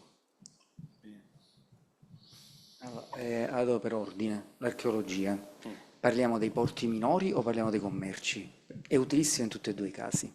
Allora, per quanto riguarda i commerci, le invetriate, le ceramiche e così via, ormai ci danno una documentazione, direi dettagliata, almeno di 25 anni in 25 anni, sui luoghi di provenienza, sull'utilizzo di questi beni di consumo, e quindi ci istruiscono sulla maggiore o minore importanza, sulla sparizione o apparizione di rotte nuove e così via. Quindi utilissimo. Le indagini per quanto riguarda la portualità, ovviamente, io penso recentemente c'è stato un convegno a Cagliari, stanno lavorando moltissimo sul porto di Cagliari, per esempio, e vengono fuori cose incredibili. Dovunque si dovesse fare un lavoro del genere, senza dubbio verrebbero cose nuove, perché appunto, e questo l'abbiamo visto, ma noi siamo molto, giustamente, tendiamo a cercare punti fermi. In verità il mondo si muove continuamente e si muove anche in un modo che potrei definire brutale. Con brutale, l'anno scorso avevo organizzato a Cefalo un convegno che si chiama Catastrofi Mediterranee, dove per catastrofi c'erano però pure le morti dei porti, che è la relazione che ha fatto Enrico Basso. Perché è una catastrofe, nel senso etimologico del termine, cioè è un punto di non ritorno, quindi se un porto muore c'è poco da fare.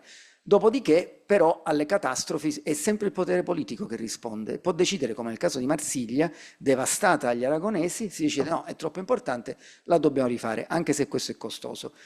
Quindi il mare continuamente cambia, diciamo, la realtà. Esempio emblematico, Amalfi, che già era in crisi, ma Amalfi probabilmente la tempesta non era un maremoto, il 25 novembre 1343, cioè se noi andando ad est ad Amalfi noi non possiamo capire perché fosse una repubblica, chiamiamola marinara, consentitemelo, ma la Darsena era lunga 2/3 in più, la spiaggia arrivava molto più avanti e probabilmente era collegata pure ad Atrani, che era una realtà diversissima che ha subito una catastrofe irreversibile in quel caso. Ma attenzione, perché pure Napoli subisce lo stesso danno tremendo, ma lì ci si impegna e si ricostruisce il molo e si ricostruisce il porto che fu devastato in maniera molto simile, perché evidentemente lì c'è un potere politico. E questo mi fa pensare con tristezza, devo dire la verità, scusate la divagazione, al ponte sullo Stretto. Il ponte sullo Stretto si costruisce o si costruirà o non si costruirà, perché c'è un'iniziativa politica dietro, evidentemente. Personalmente, diciamo, a me piace molto traghettare col traghetto, perché è una dimensione spirituale, mi dà, non lo so, e poi fa bene viaggiando fermarsi. C'è l'autogrill che è bruttino, c'è il traghetto che è molto più bello, uno guarda lo stretto e si riempie lo spirito e l'anima e si proietta o verso il continente, come diciamo noi, o verso la Sicilia. Però, ma evidentemente se mai si farà, perché qua ci sono problemini anche che uno deve pure motivare se i soldi ce li ha e come li spende, d'accordo? Se mai si farà o si dovesse iniziare a fare, è chiaro che l'iniziativa è eminentemente politica. Dopodiché non mi permetto di azzardare previsioni sulla fattibilità, ma per esempio anche lì conterebbe molto l'ambiente, dove per ambiente non parlo della dimensione sismica dello Stretto di Messina, perché si tratta di eventi rari, anche se distruttivi, ma del vento, perché i ponti oscillano e gli ingegneri sono sempre sicuri di quello che scrivono. Terremoto del Belice 1968, un ingegnere che io conosco ha costruito un palazzo di 12 piani a Palermo che oscillava disperatamente e lui disse a tutti: noi non ce ne andiamo di qui perché l'ho costruito io. In effetti non è crollato, però ogni tanto gli ingegneri esagerano, scusate la divagazione, ma quello che voglio dire è che la scelta umana è preponderante rispetto alla dimensione ambientale, che suggerirebbe scelte, diciamo, più pratiche e meno onerose. E l'ultima domanda qual era, che me la sono dimenticata? Scusate la divagazione. Le isole, Sì. no, non tanto le isole, la mediterraneità. Io credo che esista la mediterraneità, ed esiste però nello spazio fondamentalmente, perché l'uomo poi si rapporta allo spazio nel quale vive. Io sono stato nel Mediterraneo, a Creta, in buone parti dell'Italia, a Marsiglia, in Catalogna, a Valencia, e posso dire che mi è sempre sembrato di trovarmi nello stesso posto, d'accordo? Colore, roccia, ulivi e così via, vegetazione, odori. L'odore del Mediterraneo è un odore ben preciso, secondo me, d'accordo? E poi l'uomo si adegua a seconda dove c'è la laguna, vive sfruttando la laguna, dove c'è un porto profondo, vive dove c'è un porto profondo, e poi c'è questo grandissimo retroterra che nel caso del Mediterraneo è eminentemente agricolo di solito, e quindi l'uomo inizialmente naturalmente si dedica all'interno, all'agricoltura, e poi fa il grande salto nel buio, che è quello di navigare, che però, come dire, è molto più redditizio di limitarsi solo all'agricoltura. A seconda dei contesti, perché per esempio, torniamo al Mezzogiorno, chi è quel pazzo che avendo terre in Sicilia rischia, si espone al risicum maris? Ma perché lo dovrebbe fare? Quando produce con una resa molto più alta del resto anche dell'ambito mediterraneo e poi va a vendere a quei poveri pazzi che sono costretti invece a venire e che magari poi si arricchiscono molto di più. Quindi credo che esista una specificità mediterranea che, come tutte le specificità, non è identità ma è somiglianza, che si vede benissimo quando noi prendiamo 3-4 figli di una famiglia che magari non si assomigliano moltissimo e li mettiamo a confronto con un'altra persona. Lì cogliamo le similitudini, perché lì la differenza con l'altro è molto più forte. Tutte le identità, le alterità si costruiscono esattamente sull'altro. Quanto è lontano l'altro da noi? Bene, io penso che l'altro mediterraneo da me sia molto poco lontano. Scusate se vi rubo il tempo e racconto un aneddoto che in questo caso è, come dire, somatico. Tanti anni fa andai con la mia futura moglie a Monaco di Baviera da amici tedeschi e andammo a mangiare in un ristorante greco. Alla fine il proprietario ci disse: ma voi da dove venite? E noi gli ho detto: siamo siciliani. Ah, mia fazza, mia razza, a noi ha fatto lo sconto e ai tedeschi no.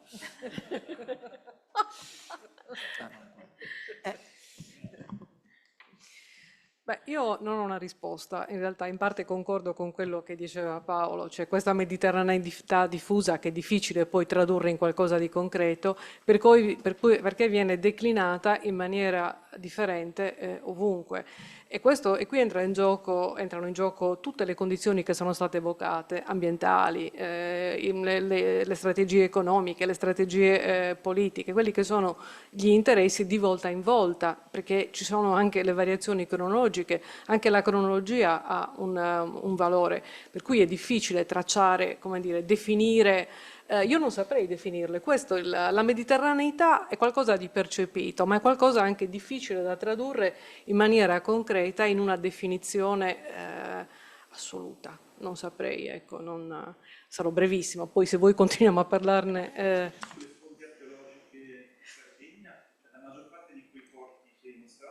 Beh, intanto allora, ci sono alcuni studi, per cui sono stati in particolare gli studi di Monica Baldassarri che ha censito i relitti recuperati, eccetera, eccetera, e più ci sono tutta una serie anche di studi, alcuni anche abbastanza recenti, per cui ci sono notizie su materiali, eccetera, che in parte completano e arricchiscono quello che è il quadro documentario, questo sì. Quindi diciamo che più che altro confermano anche quelle che sono le indagini archeologiche che vengono condotte poi in questi centri. Penso per esempio agli scavi ad Alghero, dove sono emerse tutta una serie di ceramiche, ovviamente quelle catalane, valenzane, quelle di provenienza toscana e quelle provenzali.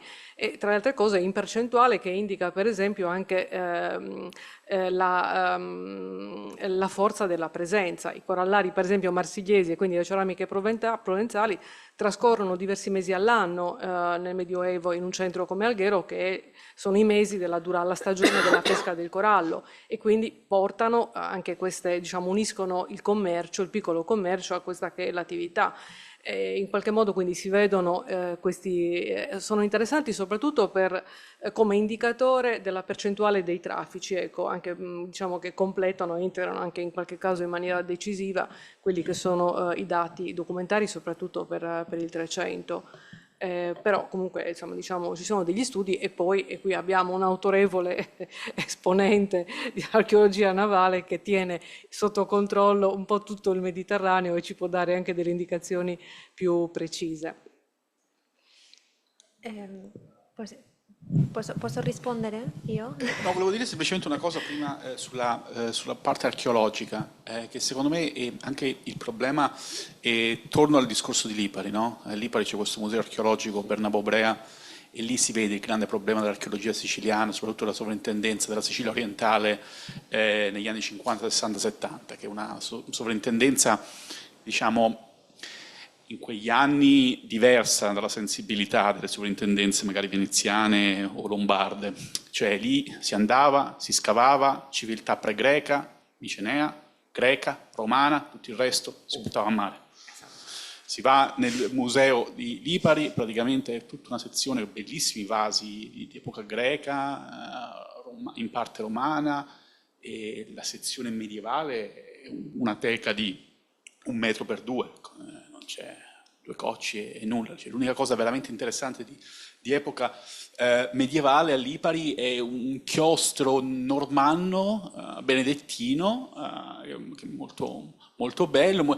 Peraltro, ecco, esatto, anche come è stato scoperto, era praticamente di fianco alla cattedrale, il sacrestano l'ha scoperto così un po' per caso, abbandonato lì, nonostante fosse effettivamente dietro il muro della cattedrale, ecco, non c'era bisogno di scavare sotto, c'era semplicemente il muro che aveva la terra che si era un po' accumulata, e quindi non è uno scavo sottoterra, però è rimasto lì fino agli anni 70, nascosto.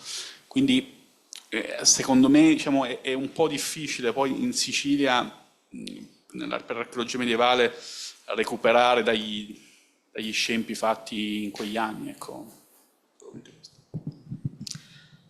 Posso? Grazie.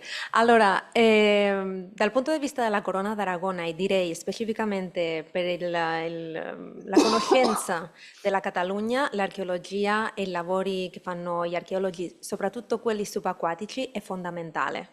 Fondamentale non solo per conoscere le infrastrutture portuali, ma anche per conoscere come erano le imbarcazioni, quindi per questo l'archeologia subacquatica, e da qui cosa bisognava avere o come doveva essere l'infrastruttura per la costruzione di quei tipi di imbarcazioni.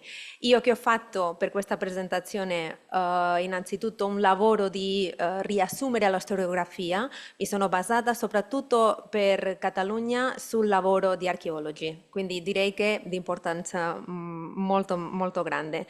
Poi sul nesso tra la politica, l'economia e la morfologia, penso che è stato chiaro dal mio intervento, e direi che è un comune denominatore che mi è sembrato di capire da tutti gli interventi di oggi, soprattutto, che è stato più centrato sulla geografia.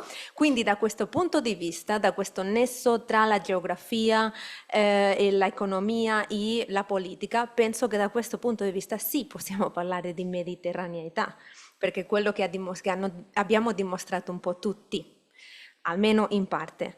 E su questa importanza sulle isole, io penso che proprio nei contesti insulari, in cui la vulnerabilità dell'ambiente è più importante, e poi un altro fattore che non è stato abbastanza menzionato, le necessità difensive che ci sono nelle isole, penso che questo nesso politico, economico e morfologico aumenta. Diciamo che c'è un detto che dice fa di più quello che vuole che non quello che può. Quindi nelle isole, diciamo, questo si deve guardare ancora di più. Quindi io vedo che fanno più attenzione, diciamo così. Anche se posso, attraverso i dispositivi culturali forse, di cui non abbiamo parlato, però nella pausa mi pare che discutevate della trasposizione di santi catalani a Lipari, giusto? O qualcosa del genere. San Bartolomeo. San Bartolomeo, che troviamo per a Maiorca, e troviamo anche a Lipari, ma è un portato, tra virgolette, politico della presenza catalana o no? Potrebbe, ma tante altre cose. Prima a Lipari è presente da molto tempo. Poi San Bartolomeo viene, diciamo, rubato dagli Amalfitani e finisce a Benevento. Quindi secondo me sono loro che se lo sono. Qui sono i catalani che se lo Siamo la prendono. coppia. Però ecco, anche quello è un linguaggio politico in un certo quel modo, no? Posso portare un esempio per chiudere, forse? La Madonna di Bonaria. La Madonna di Bonaria arriva, la solita Madonna che arriva in una cassa dal mare, eccetera. Comunque, Santuario di Bonaria, che è anche il primo luogo, diciamo il luogo del primo insediamento catalano a Cagliari durante l'assedio, durante le operazioni militari. Dicevo, il santuario viene fondato alla fine del 300 e diventa uno dei luoghi della devozione mariana mediterranea. E sono proprio i marinai che nel 1536, quando arrivano su quello che poi sarà appunto il territorio argentino, si fermano si fermano in questo luogo che chiamano per l'appunto Buenos Aires, dalla Madonna di Bonaria. Quindi in questo caso abbiamo l'esportazione di un salto ben oltre il Mediterraneo, per cui la città di Buenos Aires prende per l'appunto il nome da questo gruppo guidato da Pedro de Mendoza, che appunto arriva in Argentina e lì crea, come dire, dedica alla Madonna, che li aveva protetti fino a quel punto, fino all'arrivo in quei territori, creano appunto, danno il nome al primo insediamento argentino. In questo caso un'esportazione del Questo sarebbe il caso di approfondirlo, questo discorso, cioè di dedicargli veramente forse un convegno, perché c'è questa... intanto l'importanza della geografia, della santità nel Medioevo, che è una forma di, come possiamo dire, di cultura generale che tutti comprendono e che ha significati molto profondi. E poi effettivamente fa vedere anche spostamenti, comunicazioni, ibridazioni e così via. E devo dire una cosa, perché Santa Rosalia l'ha portata un arcivescovo genovese, Giannettino Doria, che ci porta Santa Rosalia.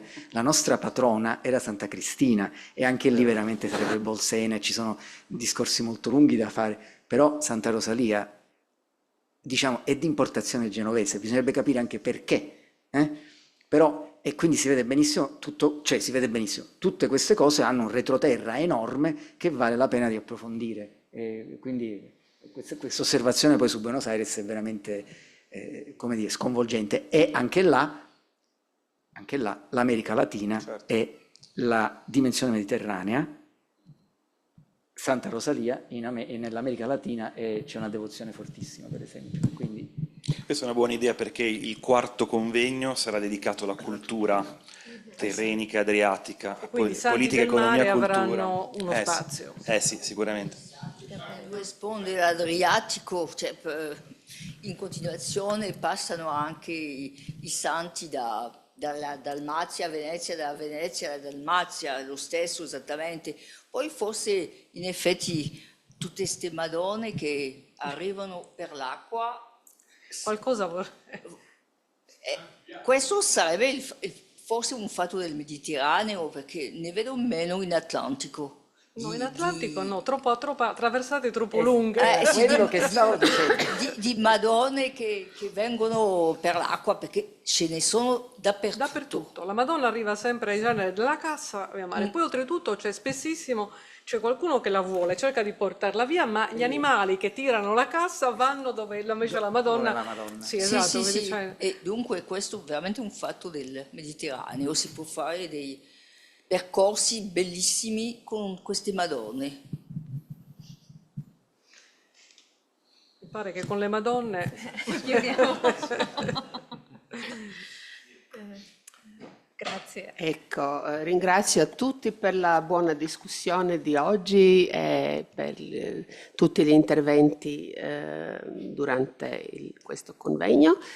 Vi ricordo che il convegno è stato registrato, dunque se qualcuno vuole vedere di qui presenti di nuovo qualcosa o far sapere a altri colleghi, si può accedere via il sito dell'Istituto Veneto. Ecco il nome di tutti quelli che erano molto occupati con l'organizzazione ma che non sono qui.